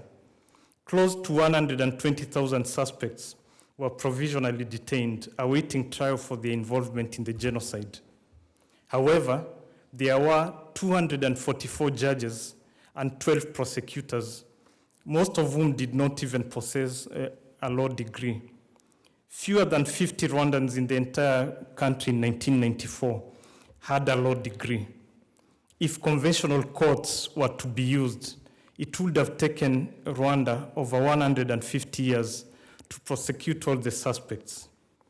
In order to address this challenge, Rwanda established Gacaca courts. The term Gacaca derives from the Kinyarwanda word of grass, representing the place where communities traditionally gathered to resolve disputes. These community-based courts drew inspiration from indigenous methods of dispute resolution, but also incorporated elements of punitive justice. The Gacaca system aimed at achieving transitional and restorative justice. It emphasized on swift processing of the cases, community involvement in the justice process, victims' opportunity to learn the truth, as well as perpetrators' chance to seek forgiveness. Importantly, during that time, the death sentence was abolished during this time. Now, when the Gacaca system, we all acknowledge, did not offer a perfect form of justice, it was the only viable alternative given the extraordinary context Rwanda faced then. The system had its flaws, but it allowed Rwanda to address immense challenge of prosecuting genocide-related cases in an efficient manner and involved local communities in the process. In the pursuit of justice, Rwanda grappled with the complexities of balancing efficiency, fairness, as well as reconciliation. As we commemorate the genocide against the Tutsi, certain aspects which Madame Derito spoke of remain deeply perplexing. And one such issue is the use of the vague terminology when describing the genocide, especially 3 decades after its occurrence. The choice of terminology significantly impacts our understanding and memory of historical events. Terms such as Rwandan genocide, which Madame Derito spoke of, or all victims of the Rwandan genocide, can inadvertently dilute the gravity of what transpired. These broad labels may obscure the specific target of the genocide. The Genocide Convention, as has been pointed out by the previous speakers, defines genocide in a very specific manner. Genocide is defined as acts committed with the intent to destroy in whole or in part a particular group. To constitute genocide, there must be proven intent on the part of perpetrators to physically destroy the targeted group. In the case of Rwanda, the group that was unequivocally intended to be exterminated were the Tutsis. To honor the victims and acknowledge the truth, we must use precise language, referring to the genocide as it should be referred to, the genocide against the Tutsi. This accurately reflects the specific group that suffered systematic violence and extermination. This terminology ensures that the historical record remains clear and the memory of those lost is preserved. To apply these vague terminologies to what is commemorated today will be to negate what was equivocally determined by the Appeals Tribunal of the International Criminal Tribunal for Rwanda in a very famous case, the Prosecutor versus Karemera and others case in 2006, where the court held in a judicial notice that between the 6th April 1994 and 17th July 1994, there was a genocide in Rwanda against the Tutsi ethnic group, and I quote the judgment, the specific paragraph. And when taking this judicial notice, the ICTR meant that the fact of the genocide against the Tutsi in Rwanda was beyond contestation. The fact was further reaffirmed by the UN General Assembly resolution that Madame Derito spoke of. As we commemorate the genocide against the Tutsi, it still remains deeply perplexing that certain countries continue to provide a safe haven for genocide suspects who remain at large. Rwandans, please, just very clear and simple and straightforward. These perpetrators should either be extradited to Rwanda or, as an alternative, tried in the countries where they are found. After all, we all agree that the crime of genocide is universal in character, transcending borders and demanding accountability. The pursuit of justice knows no boundaries, and the memory of the victims compels us to ensure that those responsible face the consequences of their actions. As we commemorate today, Rwandans grapple with the perplexing reality that genocide deniers are granted platforms in certain countries and even by institutions such as universities. These platforms only help to perpetuate the genocide ideology with an insidious intention to complete what was left unfinished, and that is the extermination of the Tutsis. The weight of this historical truth is both a burden and a call to action for those who seek justice, remembrance, as well as healing. As I approach my conclusion, let me quote what Andrew Wallace says, a well-renowned English researcher who specializes in the Central and East Africa research, where he writes in an article entitled "Denying Genocide, the Rwanda Plan." And he states, I quote him, that genocide denial is the last phase of genocide. It denounces the victims and rehabilitates the perpetrators. It also robs the victims' culture of all moral order. And I end the quote. Today, the rise of social media contributes the victims' culture of denialists, contributes another weapon to the denialists' armory. Its particular climate allows anyone to pose as an expert with an objective, or at least what they call a plausible view, often with links added to impart a sense of evidence-based authority. Such contributions are often a disguise for well-orchestrated, and sometimes referred to as anonymous, public relations campaigns of disinformation. And because of the numbers, the blizzard of the information that is out there by the deniers, this propaganda at times is taken as the new truth by some credulous sections of the public, and this is quite dangerous. And in such fallow and fertile ground, genocide denial can quickly take root, first by revising the truth, and then second by reversing the truth. As we commemorate today, Rwandans grapple with the heart-wrenching reality that the remnants of genocide forces, known today as the FDLR because they have changed names quite often, continue to thrive in the Eastern Democratic Republic of Congo. These forces enjoy full support in the region and have vowed to reorganize and complete that which was left unfinished in 1994. The current unfolding events in DRC mirror those that took place in Rwanda during the genocide against the Tutsi, all while the international community remains seemingly indifferent. In the 30th commemoration of the genocide against the Tutsi, President Kagame issued a clarion call for all of us to do what is right. He stated, and I quote, "The Rwandan story shows how much human beings have within them. Whatever power you do have, you might as well use it to tell the truth and do what is right. It is the fundamental truth that must guide our relentless pursuit of future, where never again is more than a statement, but is a reality for all humanity. Let us unequivocally recognize the horrific genocide that claimed over 1 million Tutsi for what it truly was, a genocide meticulously orchestrated to exterminate a group designated as Tutsis.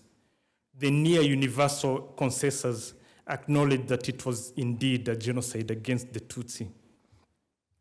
Furthermore, We must actively combat the genocide ideology and denial with unflinching determination. These toxic elements of ideology and hate speech are insidious recipes that can lead to the darkest depths of human cruelty.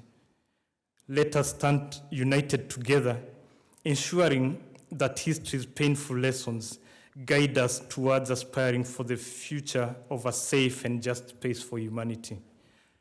My fellow Rwandans and friends of Rwanda, let us unapologetically continue to remember, unite, and renew. I thank you for your attention.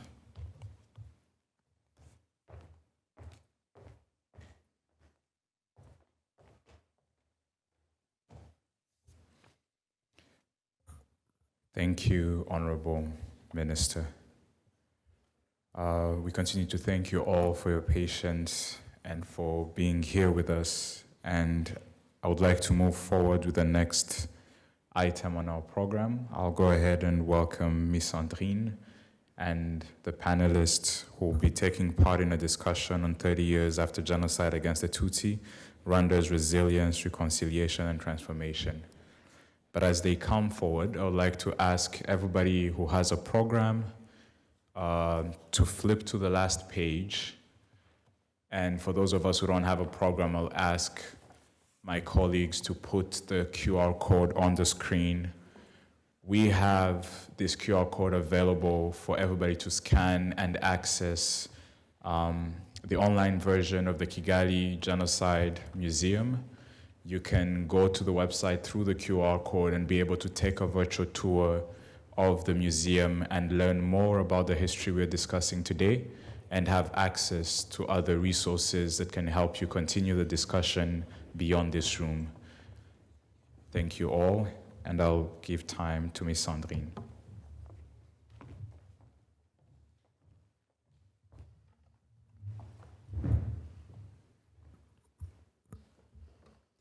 "30 years ago on this very day, the genocide against the Tutsi was unfolding in Rwanda.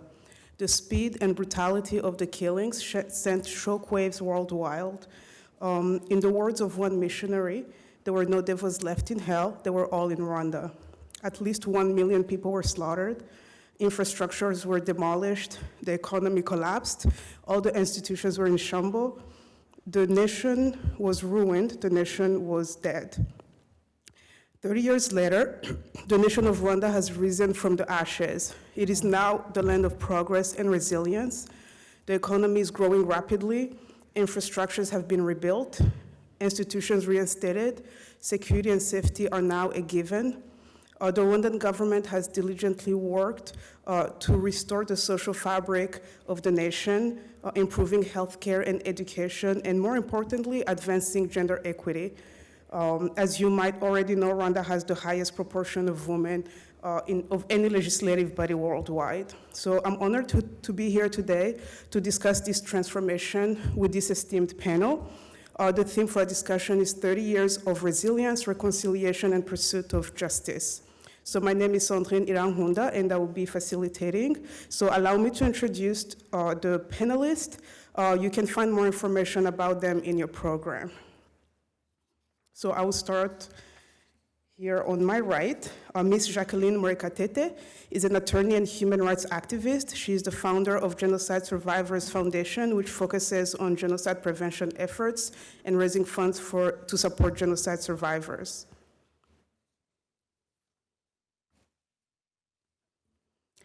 Professor Zachary Kaufman is an award-winning scholar and practitioner of criminal law, international law, national security law, human rights, and transitional justice. A professor of law at the University of Florida, he has published extensively and lectured widely about the 1994 genocide against the Tutsi in Rwanda. And the fun fact about him is that he has helped build Rwanda's first ever public library. Next to him is Dr. Celine. She's a professor of international relations at St. Mary's University in San Antonio and serves as the special assistant to the provost for academic partnership. In her most recent work, she dedicated a whole chapter on how Rwanda transformed identity post-genocide, which she'll talk more about today in her remarks. She's a longtime friend of Rwanda not only through research, but participating in various Kwibuka events.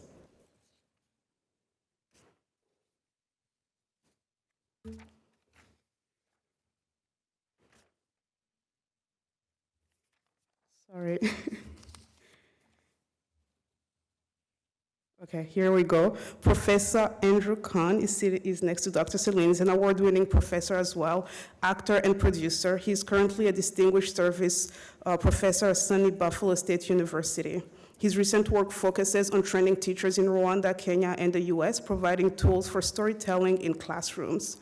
For the last decade, our Professor Kahn has led a study abroad program to Rwanda, and over 100 students have participated, and he's going back again this summer. And then Mr. Kizito Kalima is the founder and executive director of the Peace Center for Forgiveness and Reconciliation. He's a public speaker, advocate for genocide survivor, and an author. His most recent book is titled Intervention Divines, Angel in the Life of a Genocide Survivor. Thank you all for being here with us and for sharing your insights. So I'll start with you, Dr. Celine. In your chapter, as I mentioned, on how Rwanda transformed identity post-genocide, you explore Rwanda's departure from identity politics towards fostering reconciliation and constructing a cohesive nation through initiatives like Ndi Umunyarwanda. What specific aspect of this initiative do you believe hold the most promise for other post-conflict society to rebuild social cohesion? And if you could also elaborate on the underlying value of the new identity and how these values have contributed to the enduring effect of social cohesion among Rwandans. Thank you. I'm very grateful to be here today, especially thanks to our esteemed US elected officials who are not only speaking but are co-hosting Kwibuka 30, Your Excellencies, of course, Rwandan citizens, survivors, friends of Rwanda, 3 of us here in the middle, but so many here in the room as well. Ladies and gentlemen, it is really an honor for me today to share the work that Rwandans actually do every day to solidify the transformation of their unifying identity for this 30th commemoration of the 1994 genocide against Tutsi in Rwanda. My investigation delved deeper into the questions of Rwandan identity transformation. Over the past 2 decades, and you've heard a little bit about this, that the country has moved forward economically, but also with its democratic institutions.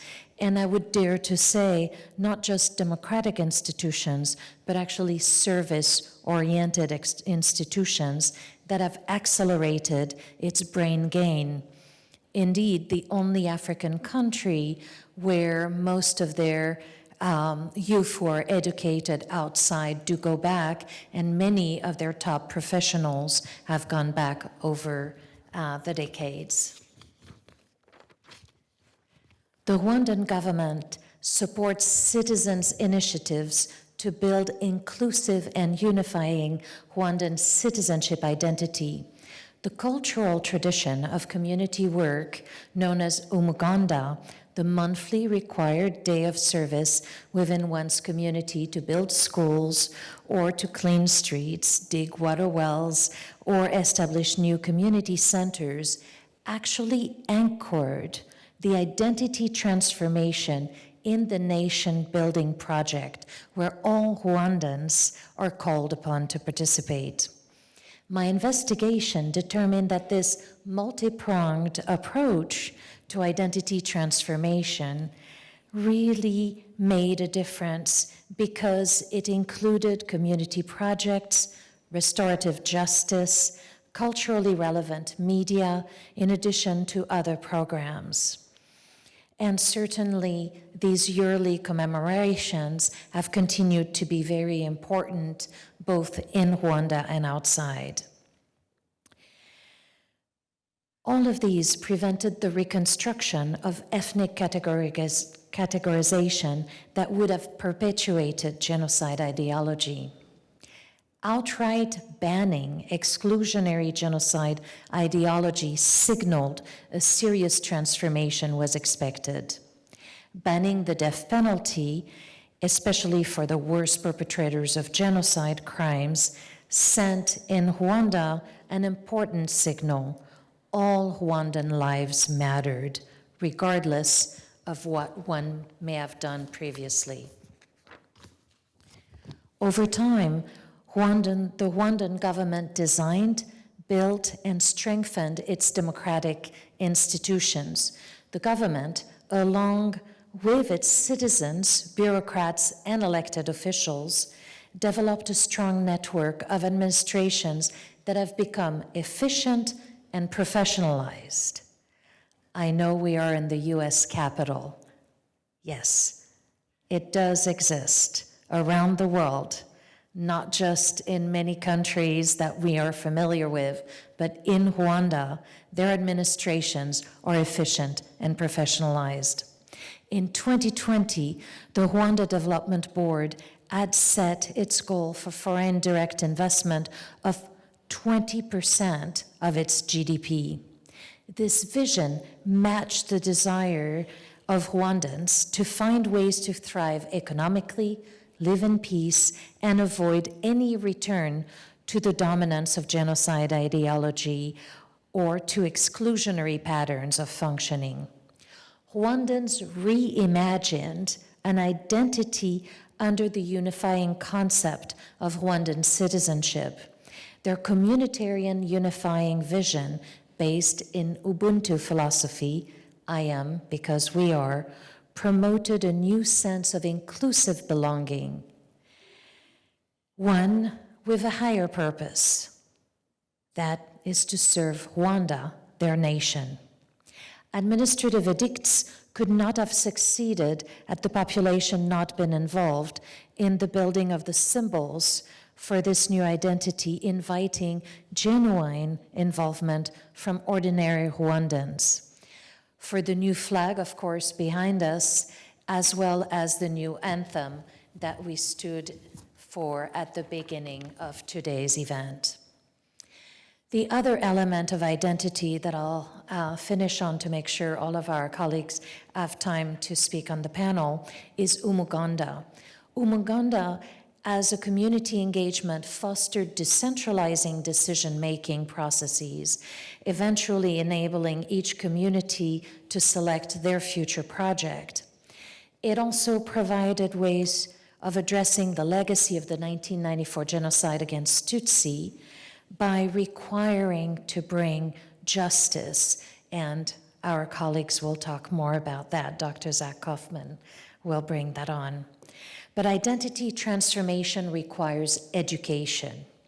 Umuganda, in this sense, became a monthly local leadership workshop that helped officials and community members sharpen their collaboration, teamwork, and public speaking. For Rwandans to be able to focus on common Rwandan citizenship identity, they needed to overcome what had separated them, what had imposed so much trauma individually. They needed new, different ways of communicating.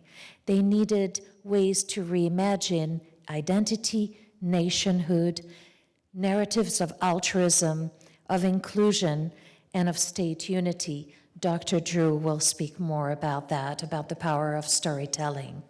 And you will also hear from two very important panelists with us today who, as Rwandans, provide a way to share their wisdom and their story. Thank you. Thank you.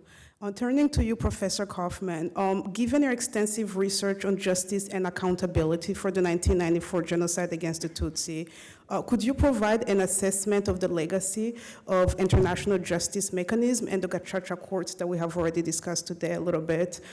In your opinion, have these institutions effectively served the cause of justice for survivors over the past 30 years? And if you could also share with us some key challenges that remain in this pursuit. Thank you. So let me start with three general points about justice and accountability in Rwanda. First, the genocide against the Tutsi in 1995 was only the latest and the most widespread, systematic, and gruesome in a series of mass atrocities committed against Tutsi in Rwanda throughout the 20th century. The culture of impunity that had developed in Rwanda throughout previous mass murders of Tutsi was one of the primary causes of the genocide that erupted in 1994. Second, since the genocide against the Tutsi in 1994, there have been multiple justice mechanisms, which I'll discuss in a moment. Despite such wide-ranging efforts, full justice after genocide is, of course, impossible. Even while promoting accountability and deterrence, we must take to heart that nothing will ever truly make up for such unimaginable loss. And third, genocide perpetrators remain at large and must be held accountable. Just a few weeks ago, as we heard earlier today, the U.S. Department of Homeland Security arrested yet another suspected genocidaire, this one who had been living in Ohio.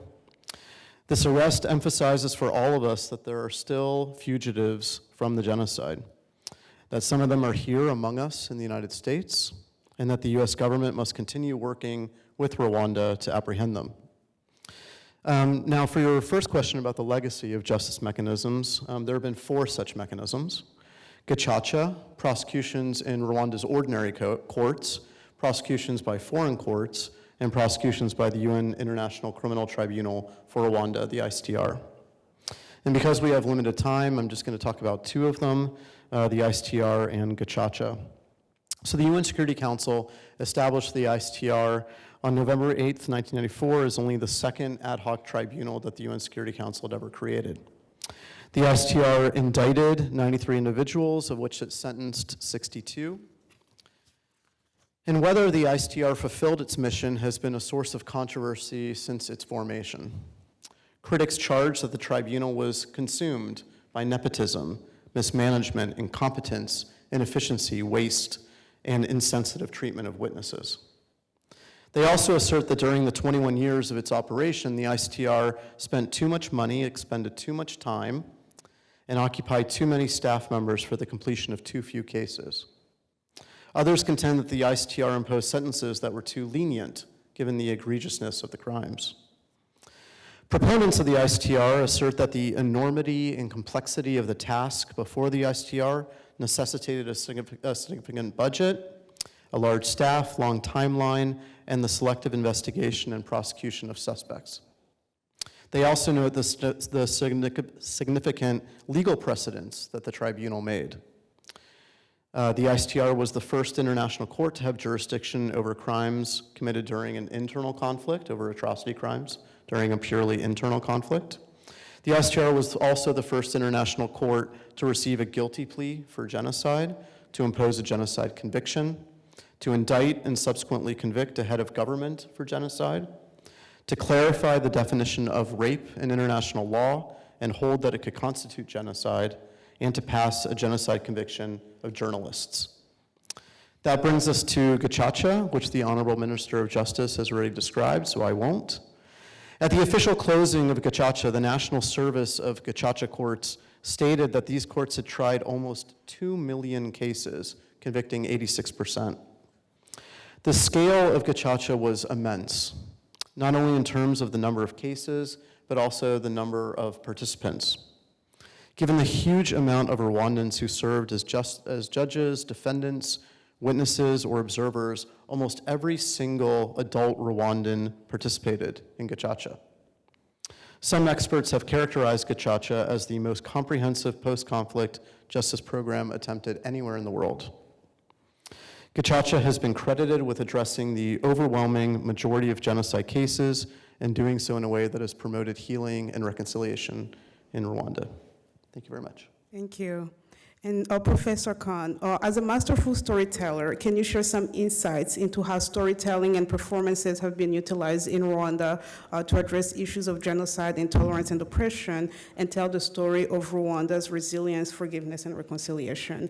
And in the interest of time, I'll remind our speakers to keep everything concise so we can be able to finish on time, but the floor is yours. Thank you. Thank you. It is indeed an honor. I'm humbled to be here among such dignitaries and esteemed colleagues on the stage. And my heart goes out to all of the Rwandans in the room and all of the Rwandans around the world during these challenging days of Kubuka. So indeed, I am the director of a program called the Anne Frank Project at Buffalo State University, which is all about stories. All of our platforms for our lessons are through stories. Why stories? Well, stories are not new to this world, right? We've been at them for over 100,000 years. Evolutionary scientists will tell you that if it weren't for stories, we may not have survived this long. We know the importance of stories. They are, in fact, the original social media. Stories are also not new to the continent of Africa. Africa has embraced stories for its culture, for its histories, and for its education. Stories do many things, but the three things I would like to mention today in particular, because Rwanda is so incredibly good at, is that stories provide valuable lessons in building communities, managing conflicts, and exploring identity. Stories are most effective when they are lifted off the page and brought into action, activated, something that Rwanda is also very good at. So no longer are they stories for the singular person, they become public prescriptions for growth. Scripts, if you will. A great example is why we're here right now. Under Kubuka 30, you see 3 words: remember, unite, renew. That is ideal story structure. Problem, solution, transformation. Is this an easy story to accomplish? Absolutely not. But 2 words, if you remember only 2 words of what my comments today I have to share with you, I have been abundantly impressed by these 2 words that Rwandans possess when they are sharing their stories: courage and discipline. 2 examples in Rwanda of many. The Peace Values Education Curriculum.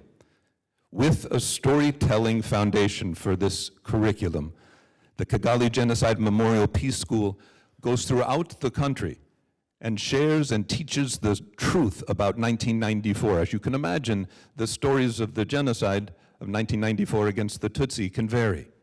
So they go right to the source, right to the students, and use a storytelling model that moves the content from the child's brains to their hearts. So they can ask themselves, how would I feel? How would I feel if I were there? Children become the messengers. This PVE, Peace Value Education, has become so popular and so successful that they are now also talking to the families. The families have heard these stories from their children and they come home and they are wondering about themselves. So the children's are messengers. This is one of the greatest tools against denial. A child armed with empathy and the truth. A second and final example of the use of story in Rwanda that I have been abundantly impressed by are the reconciliation villages. Many of you know about them, those of you who don't. These are villages where victims live next door to each other, to the perpetrators. Perpetrators and victims practicing forgiveness. Rwandans are abundantly aware of the encouragement of forgiveness, but they needed a place to practice it. Forgiveness is not easy. They needed a place to activate the story. One of the pillars of every reconciliation village is testimony. Testimony like Immaculate today. Testimony about their stories, testimony about their histories. So in fact, stories become the medicine of the village. I could go on, but it's very important to remember that this is not easy work. It is very easy to read a story quietly by yourself. It is quite another to make public your story. And that takes courage and discipline. I'm forever grateful to be a small part of that story. Thank you. Speaking of forgiveness, Mr. Kizito, your book highlights the role of forgiveness in your personal journey as a survivor and the broader context of post-genocide reconciliation. How do you believe the concept of forgiveness can be harnessed as a tool to healing and reconciliation in societies that are grappling with the aftermath of mass atrocities like we've seen in Rwanda? Thank you so much. Thanks everybody for giving us a chance to come here. As a genocide survivor, it is hard this time, especially this month, because we remember a lot, and it's heavy, you know. I've seen my auntie speaking. It's the first time I saw her speaking in 30 years. I was crying. I could not believe, because she raised all of us. She forgave herself and raised most of us, Christia, Belize, and everybody else, and I. So there's many reasons forgiveness, or I chose forgiveness to be used as a tool of reconciliation and healing. First of all, I'm a criminal justice major, law enforcement, public safety. That's what I did for many years. And I remember working in court and seeing the judge focusing on the perpetrator, on the criminal. You sentencing a criminal to rehabilitation, to whatever classes, and you forget a victim. And to me, I turn everything into a genocide survivor. I saw myself being in a criminal court where somebody who hacked me with a machete is being sent to a rehabilitation, financial literacy, whatever, mental health, and I'm being told, oh, I'm so sorry, go take care of yourself. I realized I need to take this matter into my hands and find a solution. So I decided to forgive and move forward. It was not easy, it was tough. It took many years to get to the point where even I went to see the guy who almost cut my head off in Mhanga prison, to forgive him face to face, because I want the healing. I want to be part of Rwandan, rebuilding society. Because as a genocide survivor, we had mental health issues. Most of us are diagnosed with PTSD, post-traumatic stress disorder. And we live with this fear, anger, revenge, bitterness, you name it. But once I decided to move forward and forgive this fella who almost cut my head off, I realized, you know what? I can encourage other fellow survivors. I remember 2015, I resigned from my government job here, and I decided to do this full time, to share my story to everybody, everywhere. And the funny thing or the good thing about it, I've seen a lot of people reach out to me, say, thank you for being a role model to us. Thank you for being an example to us, because we want to do it, but it was hard for us because in our culture, in our community, forgiveness is a sign of a weakness. So I'm a 6'9", almost 300 pounds. I'm a big dude. I'm just saying that, right? So saying that I'm a forgiveness, I promote forgiveness, it just means like everybody can do it. So I realized that this tool can be used to anyone. It can use it as a sign of a healing and a sign of, a tool of a reconciliation. But it has to come from the survivor. You cannot force anyone to forgive. I tried on my kids. They said, we need to sue those who cut your head off. I said, you're going to get goats and some sheep, that's what you're going to get. So, but I do believe it's something we can use, but it has to be done in a way that benefit both the survivors first, and of course, the society and the community and the country at large. Thank you. Thank you so much. And I think it's really important to always center survivors, and that Ms. Morkatete, you work a lot with survivors. Could you share some of the most pressing challenges that survivors face, particularly in light of the prevalence of genocide denial that we've been addressing and extremist rhetoric? How do you believe these challenges can be effectively addressed, both on a local and global scale, in order to support the survivors in their ongoing pursuit of justice, healing, and reconciliation?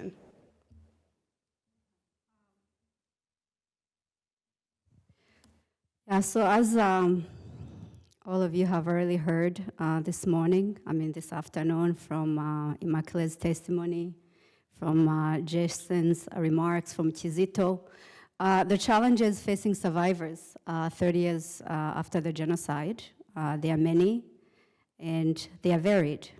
They are physical challenges, the emotional and psychological challenges, and then there's this evil of denial that we are fighting. As an organization, Genocide Survivors Foundation, we have been trying to do the best that we can to support survivors in their healing journey. This is a journey that is ongoing 30 years after the genocide. It is a journey that is often interrupted by a variety of things. As you heard from Immaculee's testimony, although it's been 30 years since the genocide, the images of those 100 days, dark days, are still very vivid. Our loss, our pain is still very, very real. I was only 9 when the genocide began, but the things that I witnessed, being forced to flee my home, watching relatives being murdered left and right, living in an environment where each day I got up, not knowing whether or not I was going to live to see the next day. These are things that we live with every day. And people say that time heals. As a survivor and having worked with survivors for many years now, I can tell you that is at worst, it's half the truth, but at best, it's a lie. There are some wounds that will never be healed. There are some wounds that survivors are going to live with for the rest of their lives. Survivors have made many strides in our healing. We've enjoyed many successes, many achievements, but again, the past is ever present. Survivors' healing journey is interrupted every day. It could be a simple thing. It could be a smell. Where you're walking down the street, you smell something that reminds you of your childhood. It could be going to a store. Like recently when I went to a local pharmacy, saw a hat that reminded me of a hat that my father always wore. It could be a call from Rwanda, 30 years after, from a relative telling you that the remains of one of your relatives have been found.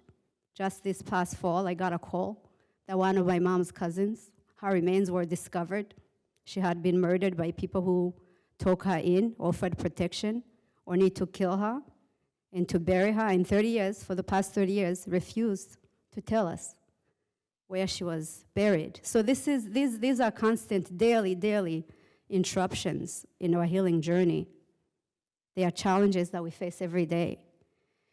Among the interruptions, I have to say that there's nothing more devastating than denial, as you said, as many other speakers have said before. As survivors, we are well aware that denial is a stage in a genocide process. But having that knowledge does not make it more bearable. The kind of pain, the kind of trauma that it causes survivor, the emotional devastation that it causes survivors, it's really hard to put into words. That's why I say it's an evil that have to be fought as such. And it's an evil that many of us struggle with. We struggle to understand how 30 years later, the genocide against the Tutsi is still up for debate.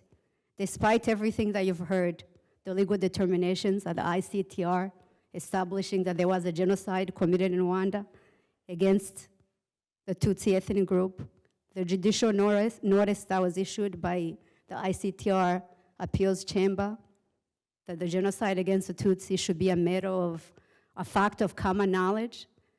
So it's very difficult for us to grapple with the fact that right now, even here with the government officials, and I have to say this because I'm here in the US Capitol, that we have US government officials who 30 years later are still refusing to use the correct terminology, referring to the genocide as a genocide against the Tutsi. We recall that as the genocide was happening, there was a lot of denial. For a very long time, people said it's a tribal warfare. There is fighting, it's a civil war. By the time the UN Security Council said that it was a genocide, the majority of our families had already been murdered.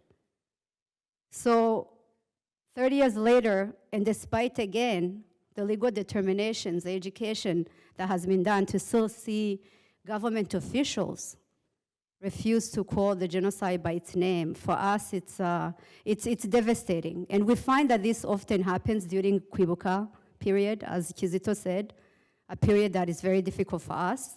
And seeing people, particularly people who are in position of power and influence, refuse to call the genocide and acknowledge for what it was.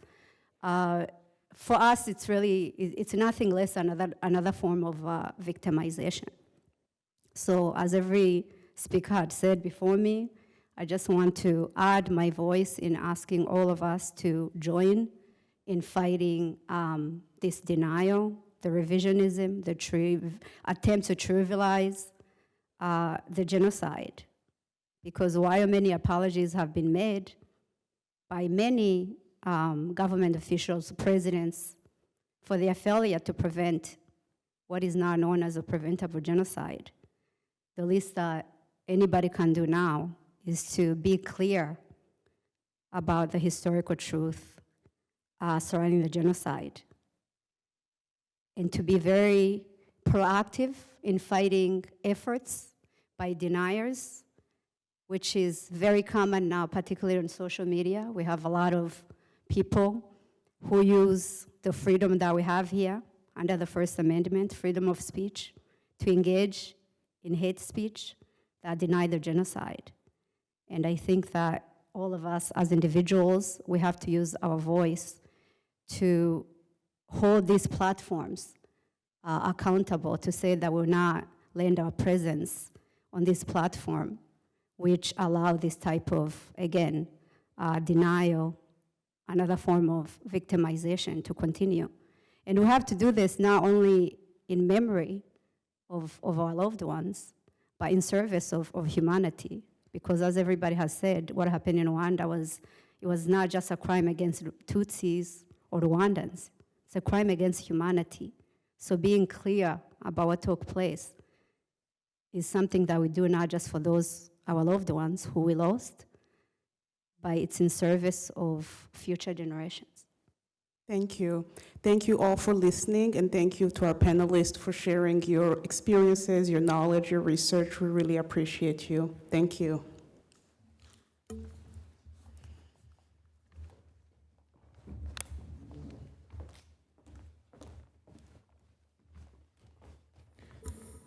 Thank you to the panelists. We are coming close to the end of our program, and without taking much time, I would like to welcome the Honorable Congressman Trent Kelly to share with us his remarks for the occasion.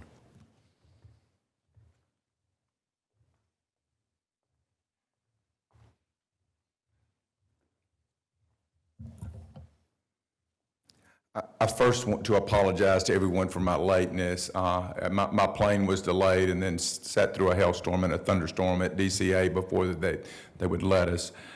And Madam Ambassador and friends, welcome to the United States Congress, and it is my honor to stand today as friends of Rwandans that are here in the United States and around the world. And I join you for the 30th commemoration of the 1994 genocide against the Tutsi.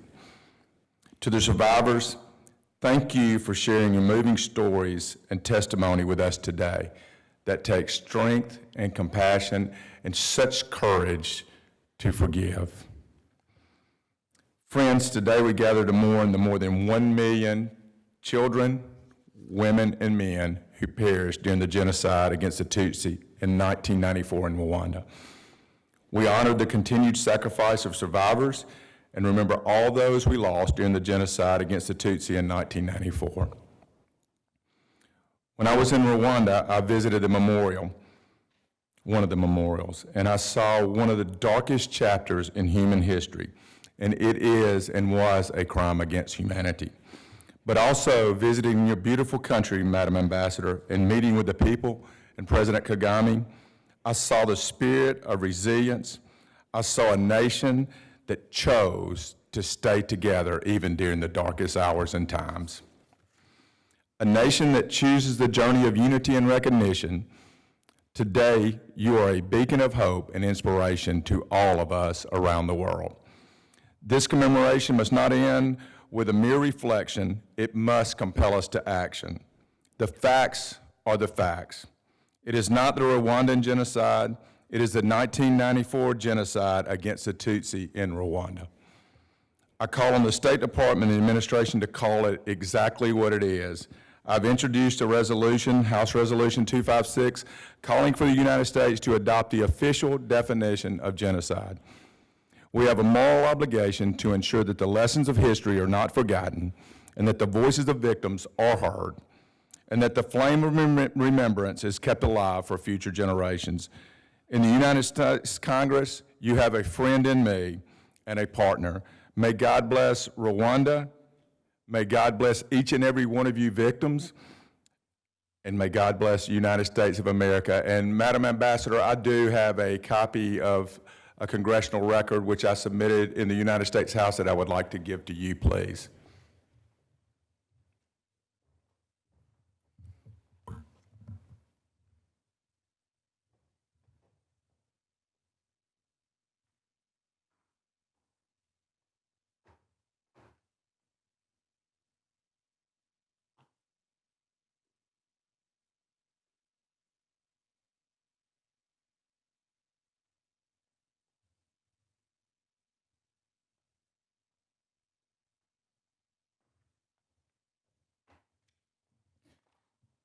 Thank you, Congressman Kelly.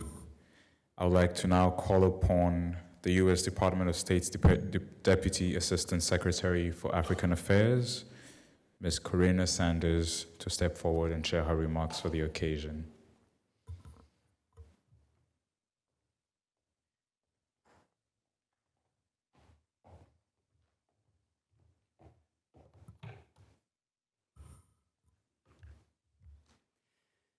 Your Excellency, Ambassador Matilda Mukandabanya, Your Excellencies and other colleagues from the Diplomatic Corps, distinguished guests, survivors, ladies and gentlemen, I am thankful to participate with you in this commemoration of Kwibuka 30.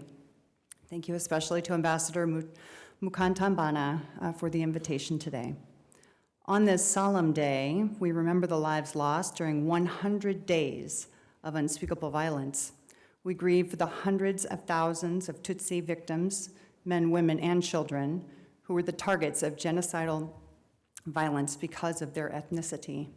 We also remember the Hutu, Twa, and others who were murdered because of their opposition to a genocidal regime. We stand with the survivors who witnessed these terrible crimes against humanity and still mourn the loss of their loved ones. Following the horrific events of 1994, Rwanda united in reconciliation. It pursued community justice to try over 1 million suspects and help communities heal from unforgivable wounds, while the International Criminal Tribunal for Rwanda pursued high-level suspects. Rwanda invested in the country's development and the health and education of its people, achieving impressive results in a few short decades. The United States has been proud to be Rwanda's partner in this process. As we join in remembering the victims and reaffirming our support for the people of Rwanda in their continued efforts for unity and renewal, we oppose any attempt to misrepresent the historical record for political purposes. In particular, we strongly oppose any denial or minimization of the genocide that targeted Tutsi.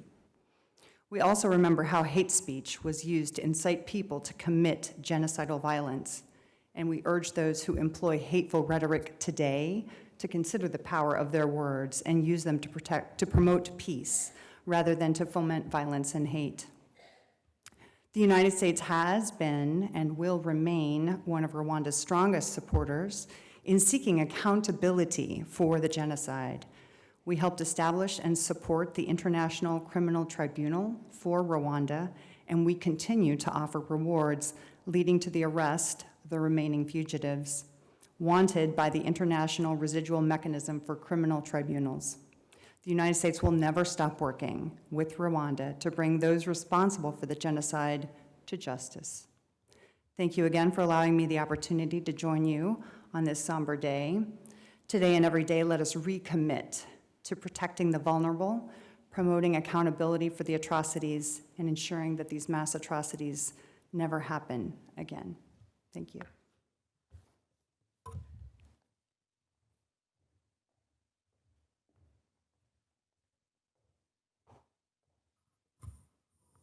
Thank you.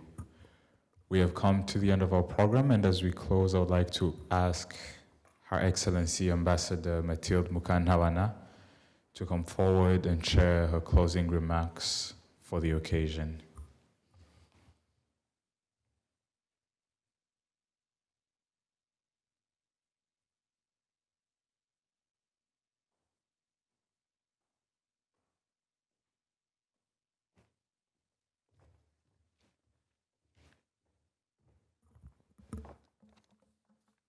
Dear friends, we come to the conclusion of our commemoration, Kwibuka 30, remembering our loved ones. And this is my occasion to thank you all, especially the people who have spoken. Thank you so much, Minister of Justice, for giving us a comprehensive view of what happened in Rwanda during the genocide against the Tutsi. Thank you, Honorable Nderitu, for representing the UN, the international community, and what needs to be done, but also your work in making the story known, but also to bring the historical record to fruition when the UN finally adopted the genocide against the Tutsi. Let me take this opportunity, first of all, to thank the United States for standing with us. Thank you so much, Deputy Assistant Secretary Corina. And thank you so much, the congressional group here, especially the Office of Trent Kelly, that has helped us to bring this commemoration in this room. But also to standing with us by bringing something very consequential, for standing with us, for telling the story, for being our friends.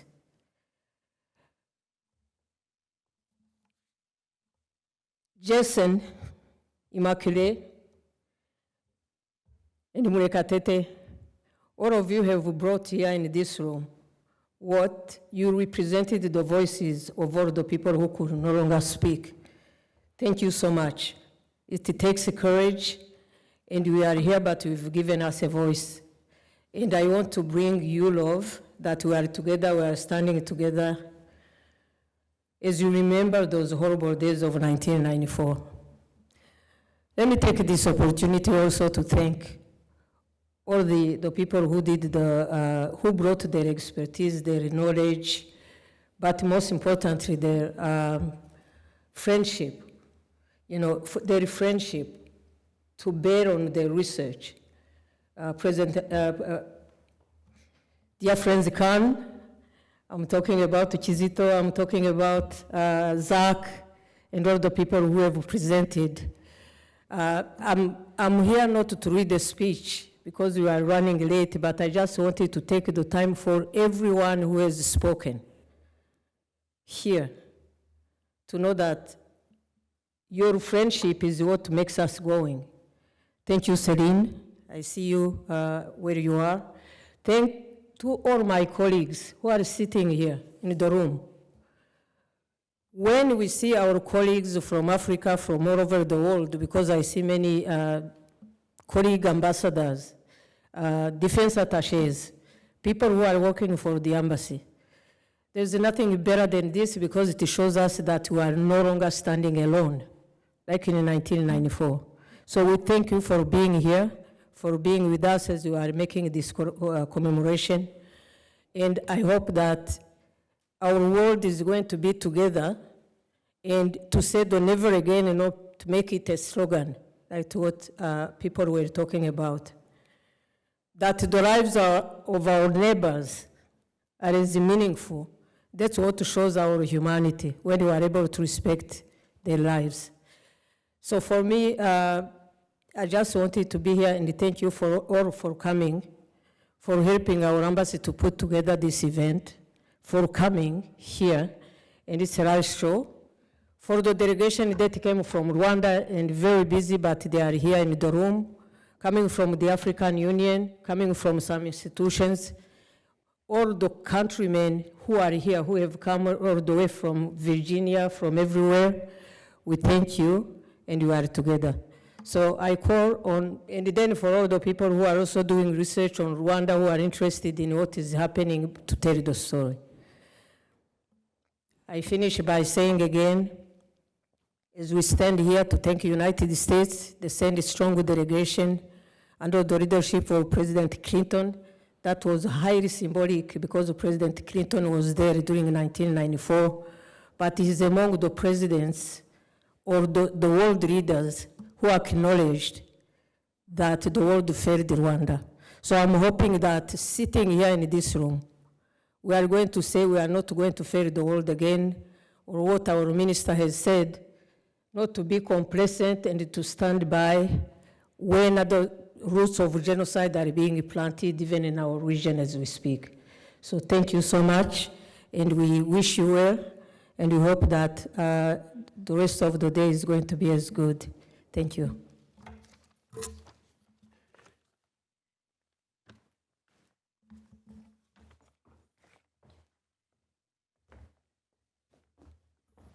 Thank you, Ambassador. We've come to the end of our program. We thank you all for being here. I'll remind you, for those who want to see the digital tour of the Kigali Genocide Memorial, to use the last page of the program. The QR code on the screen will take you to the program, and you can check the last page and be able to access it that way. I thank you all for your time. Now that we've come to the end of our program, we'd like to ask everybody to proceed to the hall outside for some refreshment. Thank you all and have a great evening.